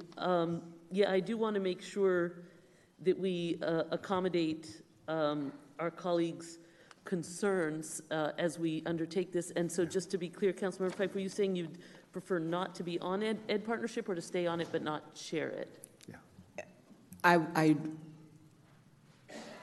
I do not want to chair this committee. Okay. And you do want to chair Life Enrichment, which is already listed. Correct. And it's also concerning that I'm not on CED. Okay. Okay. Yes. I do want to state for the record for this body that in the same way that we gave Council Member Gallo the respect of this position because of his seniority on the body. As the second longest standing council member, I would request that my seniority be respected as well. Okay, yes, go ahead. So I would like to make a motion to continue this item to Thursday, January the 8th. Good. Is there a second? I'll second the motion. Good, thank you. So there's a motion and a second. And just to be clear, we are referring to the 3:30 p.m. special meeting on Thursday the 9th? Through the chair, to clarify, I think the motion would be to continue this meeting to Thursday. I'll defer to the clerk, but I think it would be maybe too late to add this to the agenda on the 9th, but if that's possible, then that could be done as well. Through the chair to the city attorney and to the body, because we already have the materials for this item, we can place this item, we can put this item on the Thursday meeting for the 3:30 meeting. Good. Okay. Okay, thank you. We'll go ahead and continue this item. Yes. Any other comments, questions? Yes. Rebecca, okay, we'll bring it back. So we'll bring it, so the recommendation is then for this item to continue to the Thursday the 9th at 3:30. Yeah. And then we can have further comments if we need to at that time. Right. I just want to say to my colleagues, yes, both Councilmember Gallo and Councilmember Fife have served with great dedication and for a longer time than many here. And I do want to make sure that my colleagues' desires are taken into account. And so thank you for that and for all of your work and dedication. And so I will support the motion. Thank you. Madam Clerk, call the... On item 5, we have a motion. I'm sorry. Just as a point of order, before we take the vote, we do need to take public comment on this item since it is on today's agenda and some folks have signed up. As I call your name, please approach the podium in any order. Please raise your hand if you are participating via Zoom. Brad Erickson, Supervisor Nikki Fortunato-Bas, Cynthia Ramos, David Boatwright, and Mr. Hazard. Excuse me, in any order, please approach the podium or raise your hand in Zoom if you wish to speak.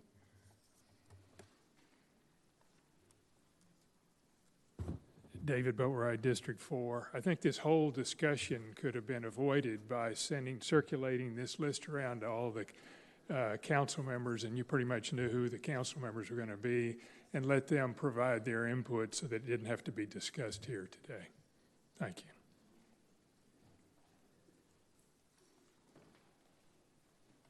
Thank you, Mr. Boatwright. Mr. Hazard, do you wish to speak?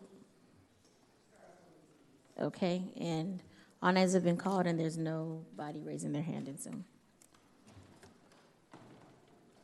Item 5 on the motion to continue this item to the Thursday meeting, January 9th at 3:30.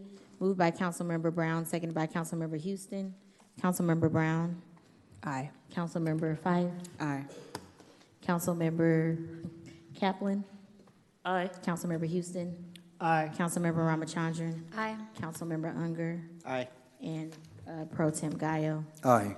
Motion passes with a vote of 7 ayes. This item will be continued to Thursday at 3:30. That concludes your discussion items. Moving to... Thank you so much, colleagues. So, and thank you very much for inviting me to join you back for these next few months as we work to undertake incredibly important projects and actions for the City of Oakland, and including making sure we are bringing in the extra money. And as Supervisor Bass noted, we did get confirmation of some additional millions we will be bringing back thanks to our success bringing in events and revenue through the Oakland Arena and Coliseum. So that is an example of successfully bringing money back. Okay, thank you. As well as other funds we've identified. I did want to make a procedural recommendation for us to consider, which I've mentioned to the attorney, and we will work on agendizing it. which is that because we are in this unusual time, the elected council president became acting mayor, the elected council president pro tem became acting council president, and therefore the position of pro tem is now vacant. And so I would recommend that we would agendize to a subsequent meeting to fill a acting pro tem to serve in the role that now acting President Gallo has vacated for this time period, so that we would have a full complement of officerships to function with in the coming months. And so obviously we'll work through the proper process to agendize that. Okay. And wishing you all a happy new year. Thank you. Thank you. Let me hear from the public.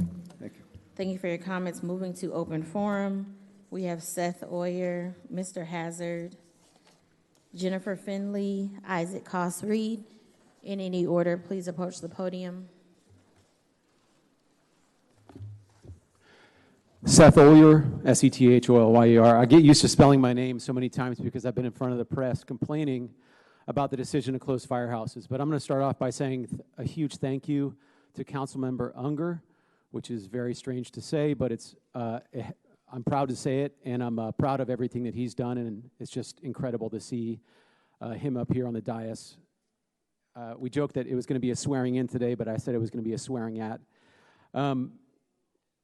I'm going to change and just say we had a little press conference out front of City Hall earlier today to highlight the closures that happened effective today at 8 a.m.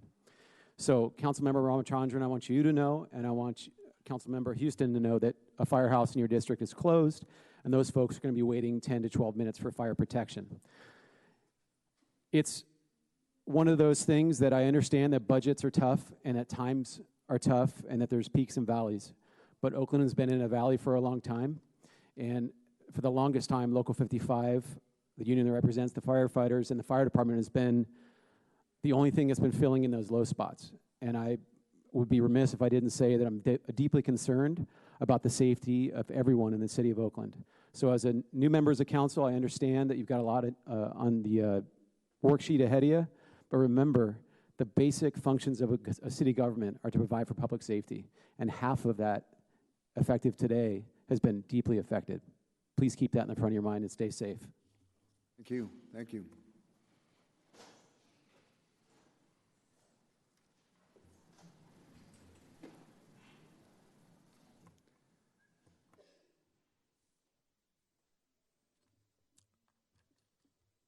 I hope the residents understand the critical nature of your not having any representation on this body. It behooves you to look at legal counsel because you do have a cause of action. You voted for someone who is not representing you. The mayor, though, quote, is a strong mayor form of government, the mayor has no legislative authority. Your concerns are not going to be addressed. Go to the League of Women Voters, NAACP, or seek legal counsel because you do have a cause of action. What the city attorney opined is typical. The law says one thing, and they're going to twist the law to have you to believe something else. Likewise, with regards to the item 7 coming up Thursday, the use tax is not a sales tax. It's a use tax, AB 1155, co-authored by Charles Calden, Assembly Member, and Nancy Skinner, and authored also by Senator Lonnie Hancock. This was addressing Amazon. The city and the city attorney have you believe it's a sales tax. It's a use tax. There's no enforcement in it. Do not vote for, and this council has to do the second reading. Do not vote for it. There's no enforcement. You're not going to get any money from it. But the city wants you to believe it's a sales tax. It's a use tax. And you can go to my website, cleanoakland.com, and you get all the answers you need. Thank you. Thank you. Thank you. Thank you, Mr. Hazard. Isaac, Koss, Reed, Jennifer Finley. If you wish to speak, please, please raise your hand or step to the podium. Good afternoon, City Council and Honorable School Board. Happy New Year. Happy Inauguration Day. Today was beautiful to walk up and see the front doors of City Hall open. I ran into staff members. It really felt like a beginning of something new and exciting. Also, I think in the words spoken today by our returning and newly elected council members, it's truly been inspirational. I know when I walked in today, I felt the solemnity of this place, that here the decisions of the people of Oakland are made. And this is the only time in any given 2 years where all of you are in one chamber together. And so I just want to honor that and thank everybody who stepped up to run and is serving our city. I look forward to working with all of you. Thank you. Thank you. Last call, Jennifer Finley. At this time, all names have been called. All the names have been called. So with that, there are no more items on the agenda. So with thanks to all of you and welcome, and the meeting's adjourned. Thank you.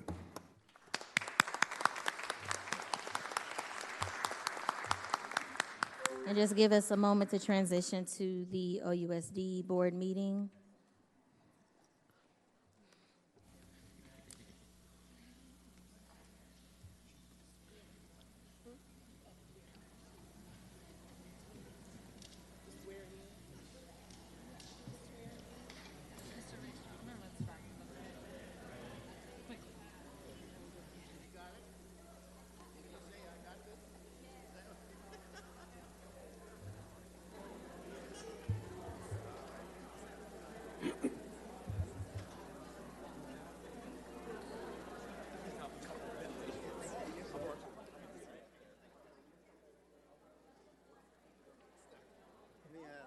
Let me go say hi to my family real quick and then.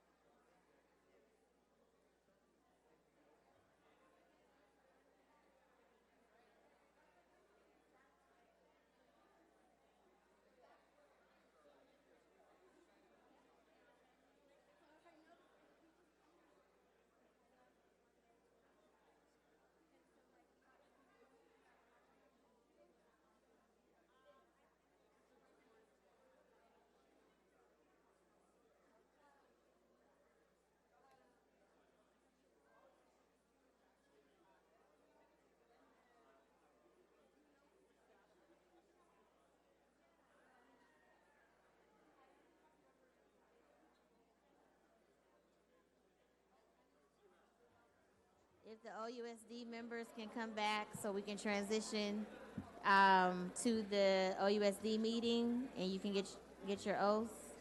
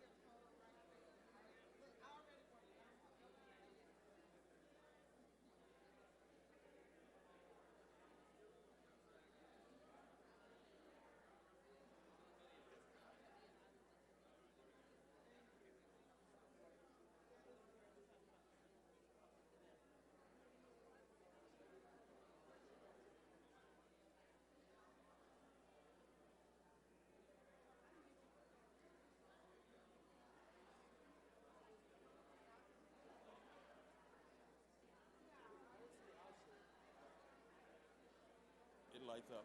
Okay.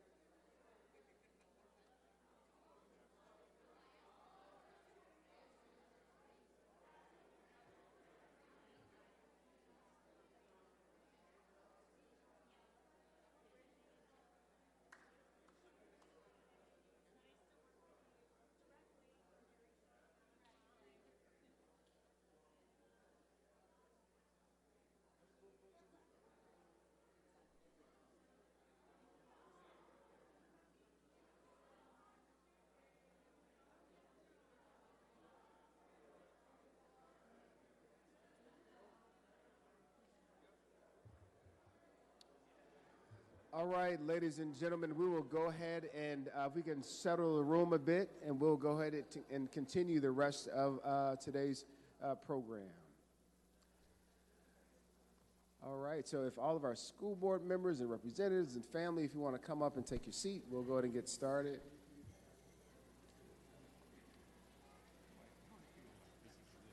All right, thank you.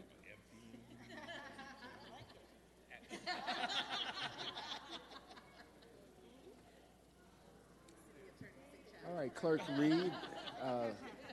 Clerk Reed, you let me know once you are ready. All right, sounds good. Well, thank you folks again for those that stayed and are sticking around, and those joining us online. Thank you also. Very delighted to continue. And if you don't mind, can we pull those doors? That would be great.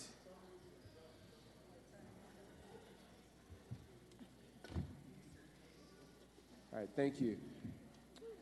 So I will turn the floor over to our esteemed Madam City Clerk to go ahead with the swearing in of our school board members.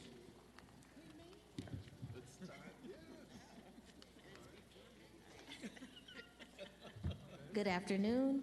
If I can have the school board directors of districts 1, 3, 5, and 7 to please stand to receive your oath.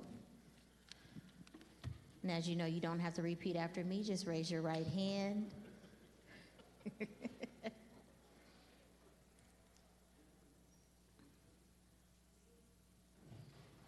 I solemnly swear that I will support the Constitution of the United States, the Constitution of the State of California, and the Charter of the City of Oakland, and will truly, and to the best of my ability, perform the duties of School Board Director, Oakland Unified School District.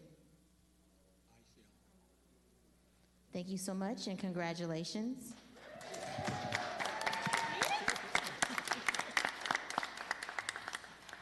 Certainly congratulate. On behalf of all of the City of Oakland, congratulations and thank you for all that you do and your continued partnership going forward. And at this time, I would like to give each of you, those that were sworn in, an opportunity, about 5 minutes or so, to share a few words. So I will call the representative from District 1, Rachel Latta, to share a few words. Did you want to come up here? Or?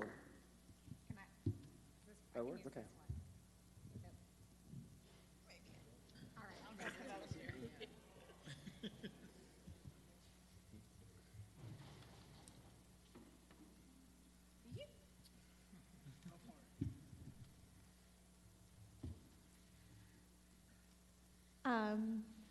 I just want to, I feel like, echo the words of others who have come before me today and obviously before, to say how grateful I am to the voters of Oakland and the current school board members for this opportunity to serve the students and the community of Oakland. I also want to thank my family for being so patient, for waiting to see me sworn in, my parents, my kids, Marcus, Lucinda, and Desmond. I love you all so much. Thank you for being some of my best campaigners. And you are the reason that I'm up here. I think I have always felt that public education is a cornerstone of our democracy, and one of the most important duties that we have as a society to provide for our children and for the future. I think it wasn't until I had the privilege of being your mom that I understood that every kid only has 1 year. You only have one kindergarten year, you only have one first grade year, you only have 1 year to be a senior in high school, and the school board, I'm going to take that urgency with me to make sure that all of our kids in Oakland have an excellent education and have every single opportunity that they deserve. And to my colleagues on the school board, I look forward to working with you. I have, I think through my work as a parent advocate prior, have always wanted to be very honest and transparent, and look forward to working with you, even if we don't agree, and we won't on everything. but working with each and every one of you on how to make our district better. So thank you again. Thank you all.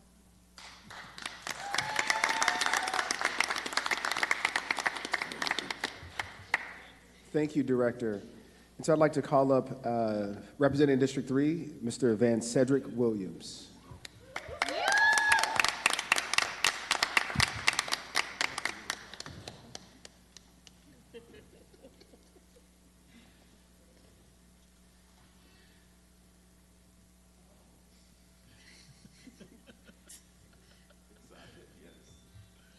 All right. Thank you, brother. I want to thank Rakeshaw, Edgar Rakeshaw, most definitely is the parliamentarian for OUSD.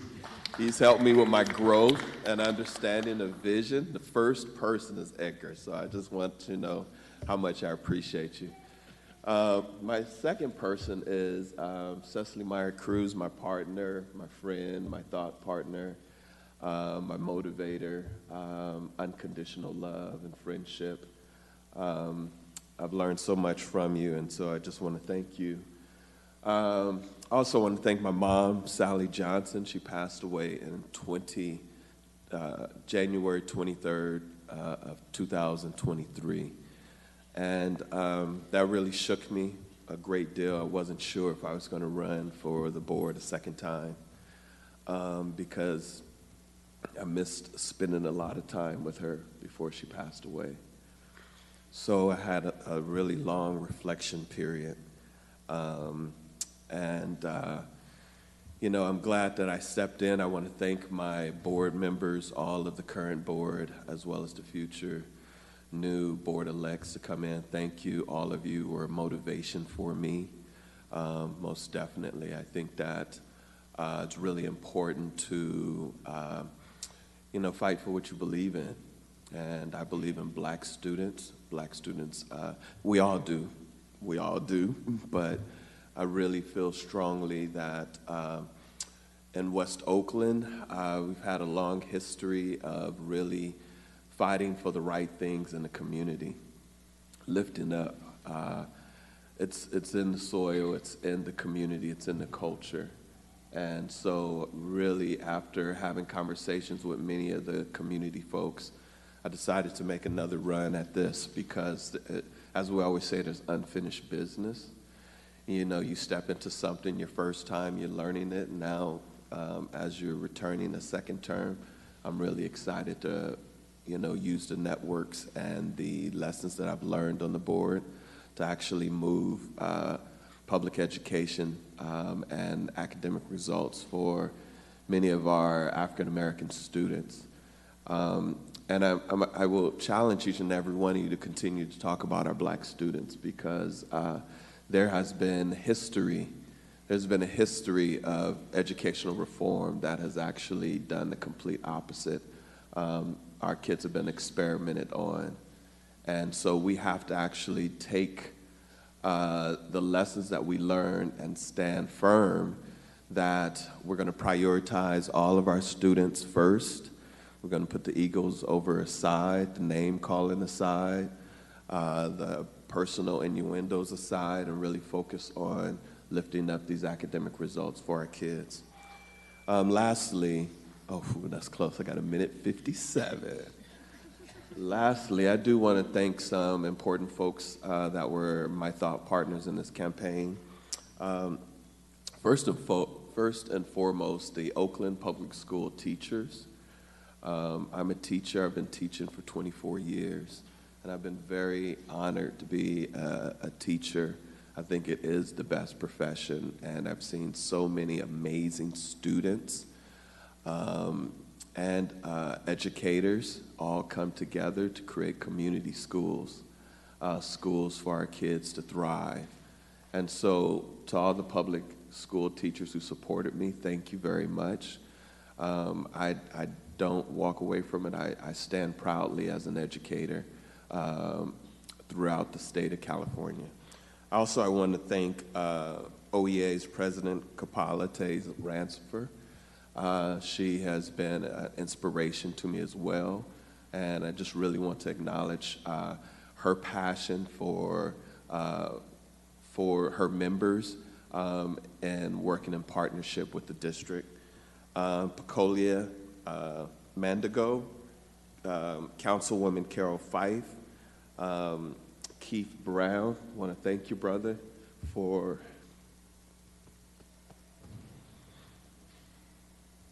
believing in me. Thank you, man.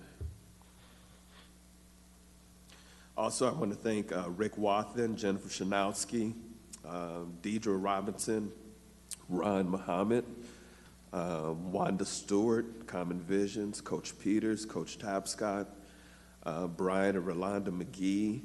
There's been so many folks in West Oakland that have come to the defense of our kids. And I'm gonna go ahead and jump off. Just a reminder, one of my sheroes is Shirley Chisholm. She says, if there's not a seat for you at the table, bring a folding chair and move yourself on, and make it a white folding chair in case somebody needs to understand what you're really talking about. And last but least, James Baldwin, I can't believe what you say when I see what you do. And so there's so many folks that walk around and say what they're going to do, and they're so great to advocate. And then when you see actually what they actually do, that's a disappointment. So I'm going to challenge my board members all to step up and really actually do something more than just talk about it. Thank you very much.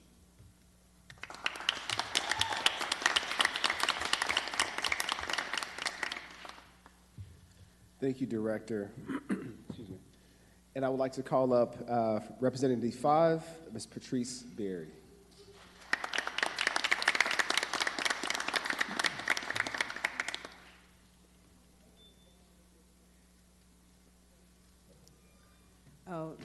I did expect my family to come up with me, but it's okay if you stay there. I'll just speak to you, which is also fine.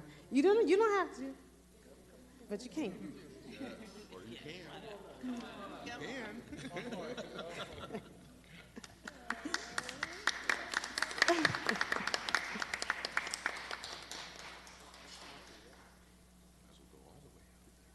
My daughter's been waiting. Y'all should give her a special shout out because she's 7 and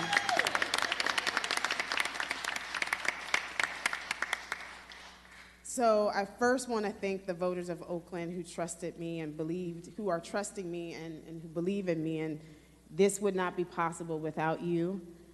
But I also am so grateful to have my family here today because my parents, watching them and the experiences I had throughout my childhood brought me to this moment today. It's because of my parents' relentless belief in the power of education. Where's my mom? My mom's constant advocacy and activism. My parents are both community servants. My father has been pastoring a church for many years, and watching his servant leadership throughout my life, I take all of those lessons with me. And so first and foremost, I want to thank my family as well. I was taught that education is liberation, that it's possibility, that it's dignity, and I also learned that it's a shared responsibility. So I got really excited here today, being among my colleagues, but also the folks on City Council, the new city attorney, the leaders in this room, because I don't know if you felt it or if you heard it, but there's a lot of synergy. And even in the disagreement that folks referenced, there seems to be a lot of alignment, and I'm excited and I feel honored and humbled to be able to step into service at this moment when I agree with someone who said it earlier, we need leadership, positive leadership, loving leadership now more than ever. And I believe today I'm leaving more affirmed that the kind of school system I'm here to fight for is possible. Just so you all know, I'm fighting for the kind of school system where we can look 10 years down the line and know where the money's coming and going. I'm fighting for the kind of school system where any parent or caregiver can send their child to the school right next door to them without any concern about how they will be loved on. Our special education students will get the services they're entitled to without having to grumble and complain and knock down doors to receive them. And any child going into 4th grade knows how to read, where our high school students can start high school regardless of how they start and leave our high schools excited about and prepared for the life that they want to lead after that. That's what I want for my kids, and that's what Oakland deserves. And I feel today, I'm so excited to join you all and to join the leadership across the city to make that possible. I'm just jazzed. So thank you. I actually, I'm not finished. I wrote down, because I'm not a veteran here like Director Williams. I should have done this beforehand, but I wrote down while I was sitting there all the people I want to thank. And I know I'm going to forget someone, so I apologize in advance. But David, Libby Schaff, you modeling steadiness and consistency and bold vision, your mentorship, both of you, I thank you so much for that. Kira, Chandani, Christian, Councilmember Gallo, former school board members, some of whom are in this room, Tiffany and Briseida, former students who walked with me during my campaign, Vivica, Stafisha, their son Carter, Kimmy, Uche, Rodolfo, Amber. There are so many. I know I'm forgetting somebody. Director Lerma, did I say you? And Mike Hutchinson and Sam Davis, you trusting me and pouring into me your time and your mentorship, your counsel. I'm so grateful. I'm going to need much more than that. This is a village effort. I hope you heard today how people are committed to doing this work together in unity, and I'm excited about the support I have behind me and look forward to calling on you for much more of that hereafter. So thank you all.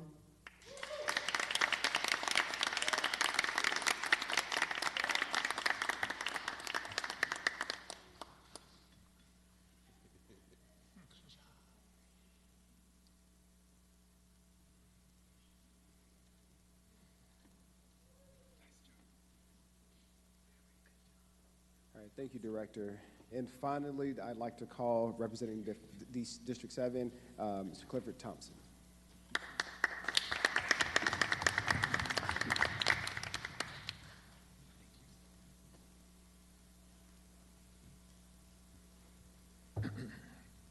Thank you very much.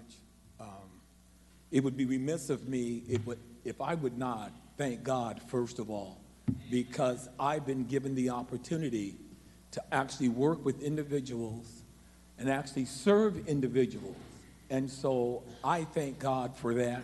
I also want to thank all of you for coming out this afternoon in order to support the school board in what we're doing. I would like to thank my school board members, people whom I've worked with, and I've had a wonderful experience, learned a lot, and I'm so excited about that. I want to thank also our civic leaders, and I'm looking at an individual who has been sticking by my side for quite some time, helping to guide me, and that's our former mayor, Libby Schaff. Let's give her a great big hand. Of course, I don't want to call any more names because I'm going to forget somebody also, so I'm not going to call any more names. But as I stand here, I'm really humbled because I have the opportunity to actually work with individuals to make sure that we provide a service to our students in Oakland Unified School District. But if you'll allow me for a few moments, I just want to tell a couple of stories as I present what I have to say today. I remember years ago, probably about 6 years ago, wondering whether or not I would even try to run for a school board position. I remember there was an individual by the name of Dirk Tolson, and I went to him and several others because I wanted to know, what should I do? And he said, make sure it's in your heart that you want to do something for the kids. Make sure you have established values and you've embraced values. And as you think about your values, make sure you embrace integrity in everything you do. And the one thing I added to that was transparency. I believe I should be transparent in everything I do, everything I say, especially in trying to accomplish the goals of an academic education for all of our students in Oakland. As I ran 4 years ago and was elected by my constituents, I want to pause and say, thank you for electing me then. Thank you, my constituents, for having faith in me, allowing me to have a second term to represent District 7 and complete the work that I began. As most of you know, I am very interested in making sure that all of our students have the opportunity that many of us adults have already experienced. We already have letters behind our names. We've already done that college thing. Hey, it's time now to reach back and grab by the hands those little ones, and let's bring them up and make sure they have a chance to have a great education. So that's what I'm all about.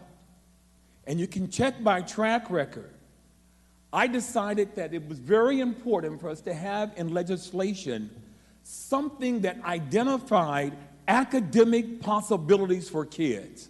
And thank you, Director Lerma. He and I put together a resolution in order to increase the academic growth of students in English, reading, language arts, and also mathematics, and also not leaving out the high school students, making sure that they had the opportunity to participate in A to G requirements so that we could make sure that especially our students of color have the opportunity to go to college and not have to take a bonehead English class.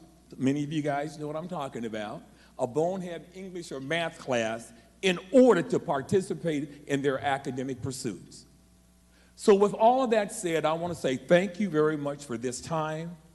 Thank you for allowing me to actually serve Oakland school kids for another 4 years.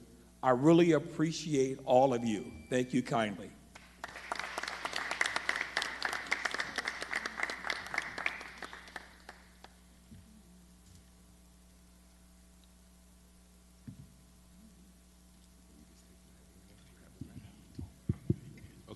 Was that the signal that we're taking over now for our meeting? Okay, thank you. So I feel very uncomfortable with how we're sitting here. So I don't know if I want to chair a meeting or facilitate a meeting with my back to everyone here.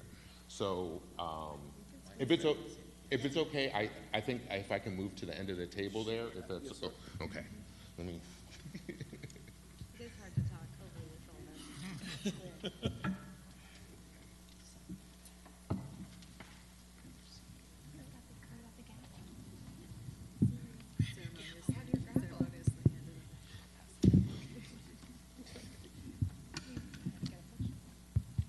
Okay, thank you all for allowing me to move, and thank you everyone for being here today and everyone's patience as we waited till our turn as a school board to address our issues. So I think, and please somebody correct me if I'm wrong, the first thing that we need to do is do roll call to establish quorum. Mr. Rakestraw. Yes, Acting President Hutchinson. But before I do that, Mr. Hutchinson, I just want to, Director Williams acknowledged me as an individual. I just want to say that I can't do the work, and we can't do the work of the board plus 11 other Brown Act bodies in the district without a team. And I want to introduce to you the 2 other members of the team who support 12 other legislative bodies, 11 others beside the board. Uven Sechao.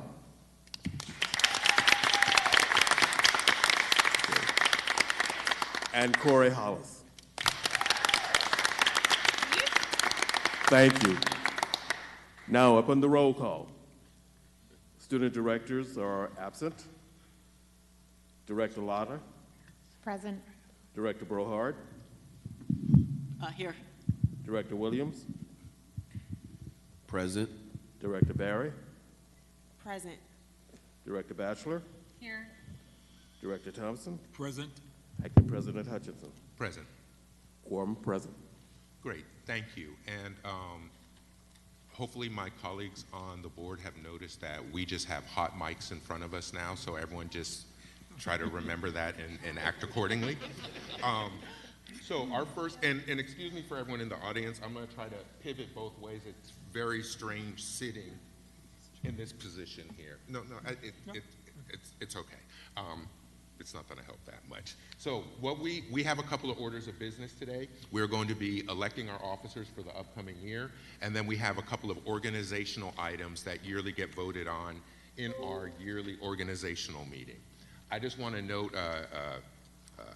former director, ooh, that's weird saying it, Davis and I, we're talking about how this is our fourth year organizational meetings, and this is the first one that's actually been in person.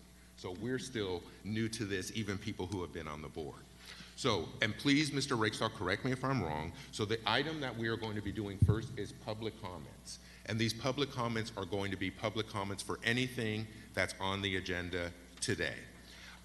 Which will be the two organizational items at the end of the agenda. I'm working backwards now. Before that will be the vice president's vote, and first is going to be the vote for president. My understanding is, because we aren't going to do nominations and then public comment. So my understanding is for the president today that Director Brohard plans on running and I plan on running, and for vice president, Director Batchelor and Director Thompson plan on running. And if there's any other nominations that happen during the process, excuse me for not announcing it ahead of time. I just don't know that now. And so we're going to move into public comments on anything on today's agenda for 15 minutes. Okay? With that, do we have any speakers that signed up for public comment? We have one, Vice President. How much time would you like to allot for public comment? We can do 2 minutes. All right. One speaker is Jamal K. Hinton.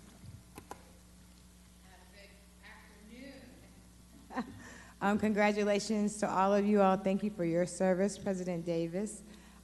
Who's outgoing? Director Larma, thank you so much for your service and time, because you did a little bitty term, ran hard for a little bitty term. So thank you for stabilizing the district in the way that you did. I only put in one speaker card, and it was really just to congratulate you all and to say that it's never too late to really look at the knowledge base that you need and the skill that you need to actually run this school district, right? To do what this school district is meant to do, which is to serve young people. It's not to paint buildings, it's not to do all those other kinds of things, school buses. Those are great things and they add to our children's education, but it really is about whether or not they know how to do great things and that they're learning always. So I want to encourage you all to get the skills, get the knowledge, do the training, do the work in order that you can actually center yourselves and be focused on what it is that young people need.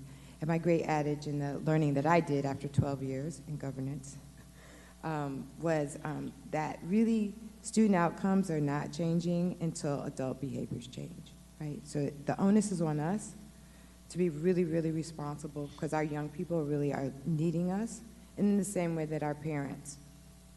You know that I was considered kind of the queen of charter schools. Then I went on to actually work for the Association of Charter Schools for California. And it is only because I believe that all children deserve a quality education. I believe that they're public schools. I know that they are public schools. And I know that you have a responsibility to support all students. And I hope that you will step up in that particular kind of way. And then to new leadership, I know different people are running for different offices. Good luck as you do that work. It's additional work, of course, but thank you for wanting to step up on behalf of our children. Thank you. Great, thank you. And so we had no further public comment? No further speakers, Mr. Vice President. Great, thank you, Mr. Hollis, which now brings us on to item D. And so before we kick into it, I'm just going to go over again how this works for us here. So item D is going to be nominations for president for the governing board. We're going to open it up to anyone can nominate anyone, including themselves. Then once the nominations are made, each nominee is going to have 2 minutes to make a speech if they would like to. And then we go to board comment and board vote. And for president, and then it'll be the same thing for vice president, it requires 4 votes for somebody to be elected. And for president, we will keep voting rounds until we have 4 votes for a president-elect. Did I leave anything out of that, Mr. Rakestraw? No, sir. Okay, thank you. I just want to make sure I get this right. So what we're going to do now is open up the nominations for president of the governing board. Director Batchelor. I would like to nominate Director Brohard. Okay. Great. I'm watching as somebody writes, so great, thank you. Yes, Director Thompson. I would like to nominate Director Hutchinson, Vice President Hutchinson. Thank you. Okay. Are there any other nominations that anyone would like to make? Seeing none, we will close nominations, and now we will have 2 minutes each for the nominees. Director Brohard, did you want to go first? Sure. Just do it from here. Yes. I was going to say, unless you really want to stand, we're trying to figure out how to make it formal here while still feel good about things. I'm sorry, go ahead. Comfortable at the table on Yes. the mic here. Good afternoon, board directors, community members, general counsel. I'm truly honored to accept this nomination to serve as the board president. I want to first begin by congratulating our newly elected board members, Rachel Latta and Patrice Berry, and our returning board members, Van Cedric and Williams and Dr. Clifford Thompson. I want to thank the people who nominated me for trusting me to lead during this pivotal time. As we look to the future, we face tremendous responsibilities, making decisions that will shape the direction of our district for many years. Our focus is clear, ensuring that every student receives a quality education. This means prioritizing student achievement, fostering working conditions that enable our staff to thrive, and ensuring site safety as a foundation for our success. We know that the resources we provide to our schools are essential to achieving these goals.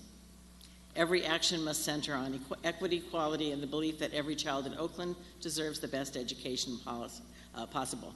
Additionally, we must focus on our students with the greatest needs, including those disabled students, newcomers and English language learners, unhoused and foster youth, and African American students. The next few years will undoubtedly be challenging and exciting as we navigate restructuring, redesign, and re-envisioning of OUSD. The decisions we make now will have a lasting impact not only on our schools, but on our entire community. The next month, we will make decisions about budget adjustments. We will make decisions about asset management. We will be looking at the possibility of workforce housing, the possibility of a career training center for our transitional aged youth. And we will be looking at, again, as speakers before me have talked about, making sure that all our students leave 3rd grade reading and that we address the needs of our readers above 3rd grade who have not learned, have done at grade level. This work cannot be done in isolation alone. We must work collectively as a board and collaborate with district leadership, labor partners, students, and site staff to address these critical issues before us and set a strong, forward-looking direction for our district. The board and leadership must be transparent with our families and communities as we make budget decisions and engage in the redesign, restructuring, and re-envisioning of the district. We must engage with parent leaders at the sites and in our advisory committees to do this work as partners. Together, we will ensure that every school is equipped to meet the needs of its students and that every staff member is supported in providing exceptional educational experience.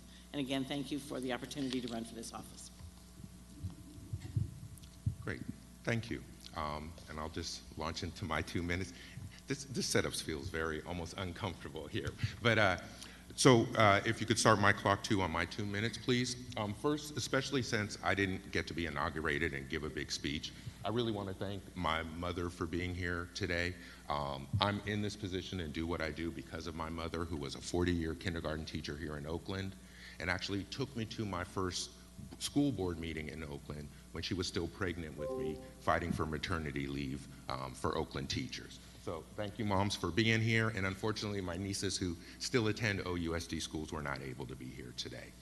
You know, today was kind of reflective for me, just thinking back on our inauguration 2 years ago and where the district stood at that point. 2 years ago, the district, there was open rebellion every place. We were months away from our biggest round of mass school closures that had ever been seen, and our district had basically been in lockdown for 2 years during the pandemic. And so during that 2023, when I was elected board president, we were able to rescind those school closures. We were able to bring back in-person school board meetings. We instituted the reuse of speaker cards and actually having processes to be able to move us forward. And I really worked hard to set up the board to be in a better position going forward. I think one of the things that we really need to do as a school board is we need to be able to raise the bar on our work.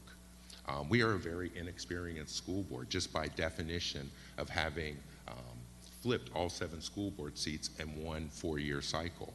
And I think we as a board are still in the process of learning. And relying on that experience should be key for us moving forward.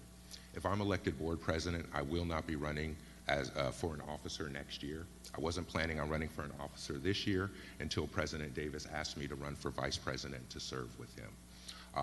I'm very proud of how I've been able to work with everyone in my years on the board. I've crafted resolutions with a number of people, and I've been really focused on where our main work has been by chairing the Budget and Finance Committee and passing the 3 R's resolution unanimously. So hopefully I can count on everyone's support, and hopefully we can move together collectively as a board going forward. Thank you. So now I'm going to switch back to facilitating the meeting. So now for our process is time for board comments, and we're going to try to and I'm sorry if I look towards you strangely, Director Williams, the clock that I'm trying to look, no, you don't need to move, but it says right behind your head. That's why I keep looking over there. So the way our process works now is we can do board comments. If everyone wants to make a comment, we can just go through everyone. If we want to do it in a way where if somebody wants to make a comment, to just let me know and I'll acknowledge you to make a comment. We're going to try to really just have everyone make one comment unless everyone wants to make a comment and there's a need for a second round. Okay, and then after board comments will be the actual vote. Okay. Were there any board comments? Did anyone want to comment? I mean, I'll make a comment. Please do, and I think maybe pull the mic a little closer to you. I just want to say that I do not appreciate that the first thing I have to do as a school board member is make a vote like this with the context that I do not have. But I'm up for the challenge, and I want to remind everyone of some of the things I heard today that are inspiring me in this moment, one of which was the invitation to love life, true Oakland style, to lead with love and integrity. And regardless of what our leadership looks like after today, my hope and my ask of all the board members is that we throw our weight behind the leadership and behind each other, because I really do believe, and I know you know this and I don't have to say this out loud, but just to say it, it's going to require the kind of change we want to see. It's going to require our solidarity. Our students deserve it. I think we deserve it. Our parents deserve it. Our educators deserve it. And if we really want to be a part of making Oakland better, I'm hoping that we're going to find a way to work together regardless, because I really have no idea how this is going to turn out, regardless of how the leadership turns out. That's it. Thank you.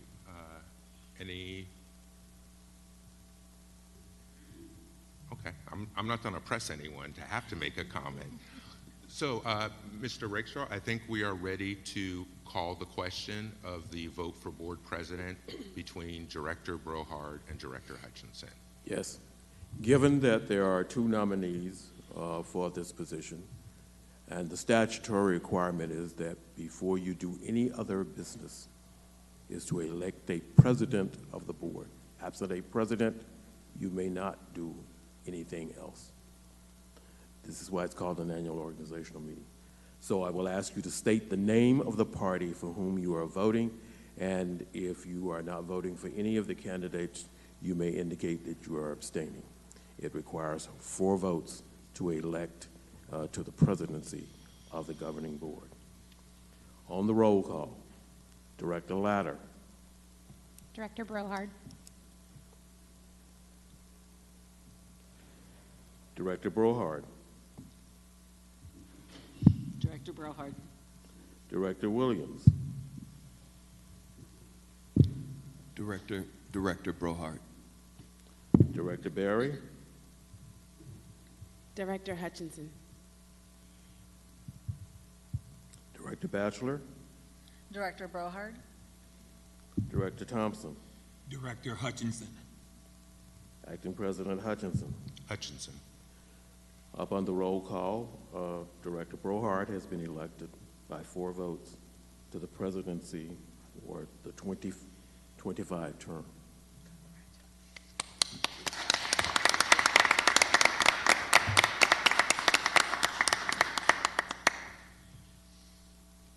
And I'm sorry, Mr. Rakeshaw, do I turn over the gavel now, or do I do vice president vote and then turn over the gavel? You may proceed with the vice presidency vote. Okay. At that point, the elected leadership will be completed. Okay, thank you. So now we are up on the vice presidential vote, and that'll work the same way as the president. There'll be nominations. Each nominee will have, it looked like they were given 3 minutes and not the 2, but each nominee will have a few minutes to speak, and then there'll be a vote, and it takes 4 votes for the vice president to be elected. So are there any, I'll start. I would like to nominate Director Thompson for vice president. And are there any other? Director Brohard. I would like to nominate Director Batchelor for vice president. Okay. Any other nominees? Okay. And so, Director Thompson, since I guess I nominated you first, did you want to take your time first? Certainly. Thank you, Director Hutchinson. Spanning or looking at my span of 40 years in education, everything from a classroom teacher to an administrator to a secondary coordinator, and then going back into the classroom working as a classroom teacher at the 6th grade level. Also having 16 years as a college professor, I understand the longevity or the spectrum of how one should learn at the elementary level, and then carry that learning all the way through to the college level. And then understanding that if one doesn't have what's needed at a certain level, then you have to figure out how to structure or fill in the gaps of what that person doesn't have. In addition to that, I understand servant leadership. I understand that a leader has to also be a servant in what he or she does. And I think back to a person that I read, his name was Greenleaf, who actually talked about servant leadership. And I think about how I need to take that and use that at the board level. I think I've done that. I think most of my colleagues realize that I have tried to be the example of how a collaborative board person should function on the board. Regardless to whether one believes in a certain thing or another, I believe the unifying responsibility of a board member is to make certain that you hold back your idea in order to advance the unity of the whole. So I'm going to date myself a little bit. I talked about hot bench, and many of you might know what hot bench is. You have 3 individuals who are attorneys, and they, or judges, and they come up with their idea, but then when the final idea is presented, all 3 must come together with a unified thought. That's what I plan to do as your vice president. Thank you. Director Batchelor. Thank you. It is with great humility and deep respect for this board and our community that I ask for your vote for vice president. As we consider who will help us lead this new board, I would like to share the values that I hold in my approach to leadership. I believe that we can achieve great things through shared governance and a solution-oriented mindset. To do that, we must seek to understand the root cause of issues we face and work together to find practical and sustainable solutions. I'm committed to navigating through the challenges that we have ahead of us and with creativity and focus and a long-term well-being of the district as our guiding light. Every voice matters, and I will work to ensure that all of us, whether board directors, guardians, students, and educators, have an equal say in shaping what our district looks like. At the core of every decision, we must see the well-being of our students. Student-centered decision-making means viewing everything from policies to budgets through the lens of improving the educational experience of our students and creating opportunities for them to succeed both academically and personally. As public servants, we have the responsibility to be good stewards of public money and be transparent about our decision-making process. We must manage the funds that we are entrusted with wisdom and efficiency, ensuring that resources are directed towards initiatives that directly benefit our students and enhance the quality of education. Fiscal responsibility must always go hand in hand with equity and ensuring that every dollar is spent advances our district's mission and values. As Vice President, I will prioritize open communication, ensuring all board actions and decisions are clear and accessible to the community. I once again humbly ask for your vote for Vice President. Great, thank you. And now we go to board comment. So I would just like to make a quick brief comment. Just kind of echoing what I heard from Council Member Fife earlier today. I'm a little worried about the potential lack of experience for the board leadership that we're looking at. I'm not very happy with some of the proposed appointments now. I don't think it's very fair how it's been spread out, and I don't think it's leaning on the experience that the board has. And so this is a big step, stepping into board leadership, especially for people who have not been in board leadership before. And it just really makes me worry that we have a lack of experience there, and what that's going to do over the next couple of months as we try to hit the ground running with some very big decisions that we have coming up. So I just want to put that out there, and you know, I'm just a little concerned about it, and this definitely wasn't the equitable coming together start that I was hoping for from this board. Thank you. So seeing no other comments, I think we're ready to call the question. Mr. Rakeshaw for Vice President, please. The process is similar as before. I will call the name of the two nominees. Please state the name of the person for whom you are voting, and you also have the option of abstaining. On the roll call for the Vice President, the student directors are absent. Director Latter.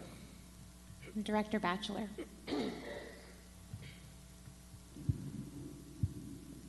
President-elect Brohart. Director Batchelor. Director Williams. Director Batchelor. Director Berry. Director Thompson. Director Batchelor. Director Batchelor. Director Thompson. Director Thompson. Acting President Hutchinson.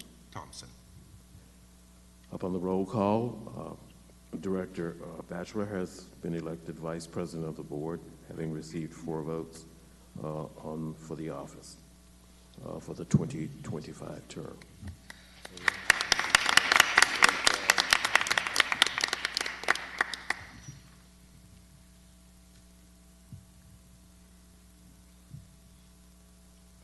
And now I am turning over the gavel to President Brohart.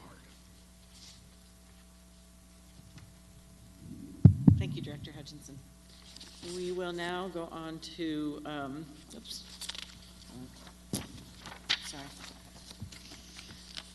the annual, we'll be looking at the governing board. This is your resolution for the increase in governing board member compensation. Madam President, we should be doing the first resolution before any others. Oh, that's what I thought. Okay, sorry. Sorry about that. This next item is J1, 2025 Annual Organization Meeting Governing Board, compliance with legal requirements, and other items of business necessity except governing board member increased compensation.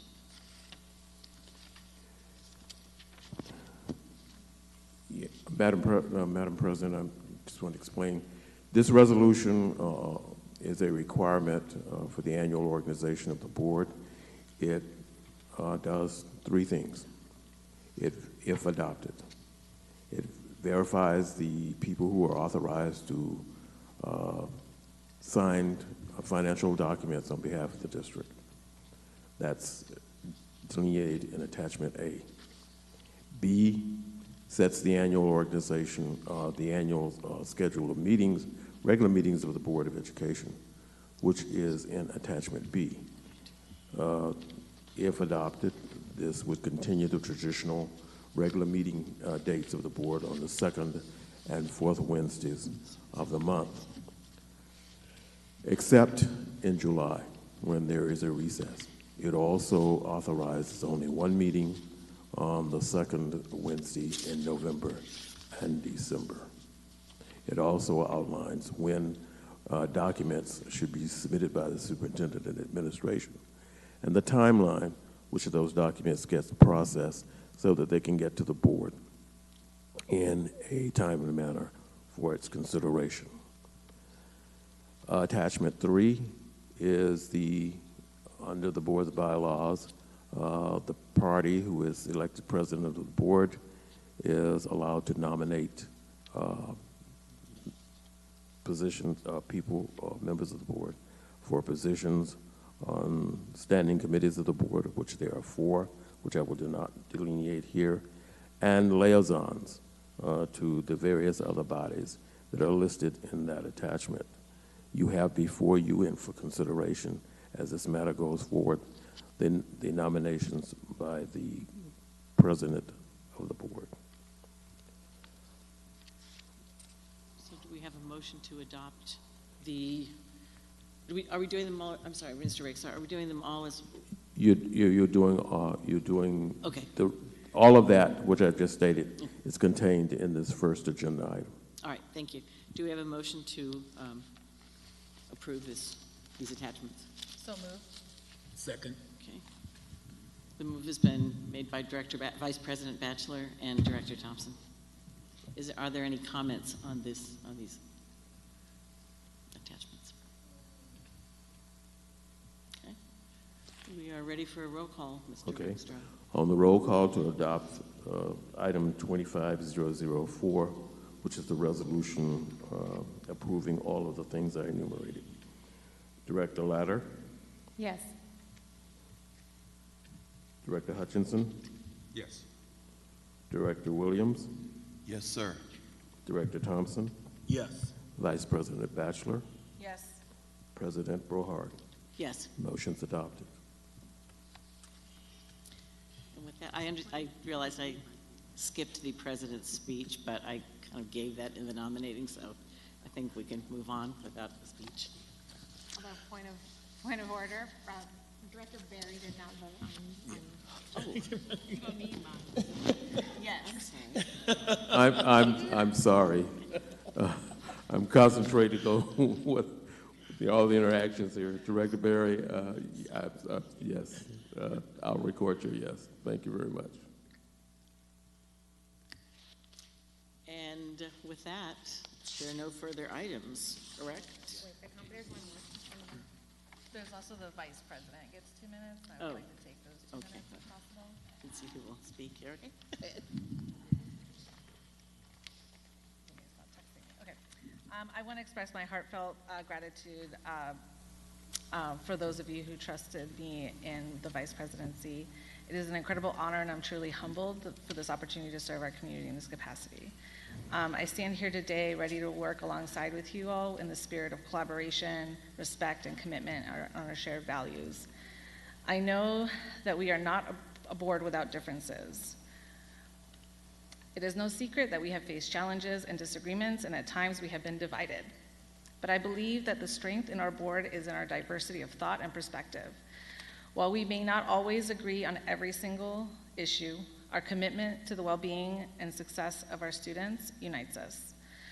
We are all here because we care deeply about public education, our students, and our community. As Vice President, my approach will be centered on finding common ground, I recognize that our work will require compromise, open dialogue, and a willingness to listen, especially when it's difficult. And it's not always easy to come together when we have differing viewpoints, but I am committed to fostering an environment where we can have those conversations in good faith, with respect to each other's opinions. We must also acknowledge that true collaboration means understanding and embracing the complexities of the issues we face, whether it's improving academic outcomes, addressing equity, or ensuring that we are good stewards of public resources. There is not always a clear path. But if we are open to hearing from one another and willing to find solutions that incorporate some of our ideas, I believe we can make lasting, meaningful change. I am also committed to ensuring that our decisions are driven to support all Oakland students, and that will come through, that is a guiding principle of mine.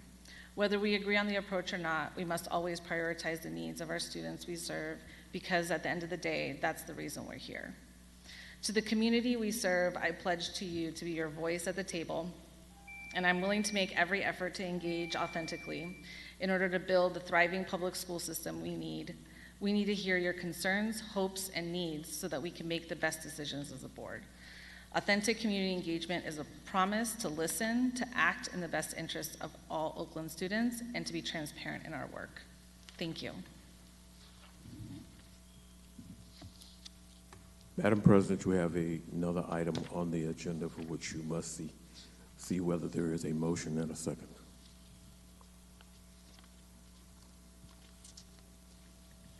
Under your business. The item is J2 25005. It is whether or not the board wishes to increase its annual compensation. Motion to consider item J2. Second. And are there any board comments? Who moved it, please? Director Latta and second Bachelor. Okay, thank you. Vice President.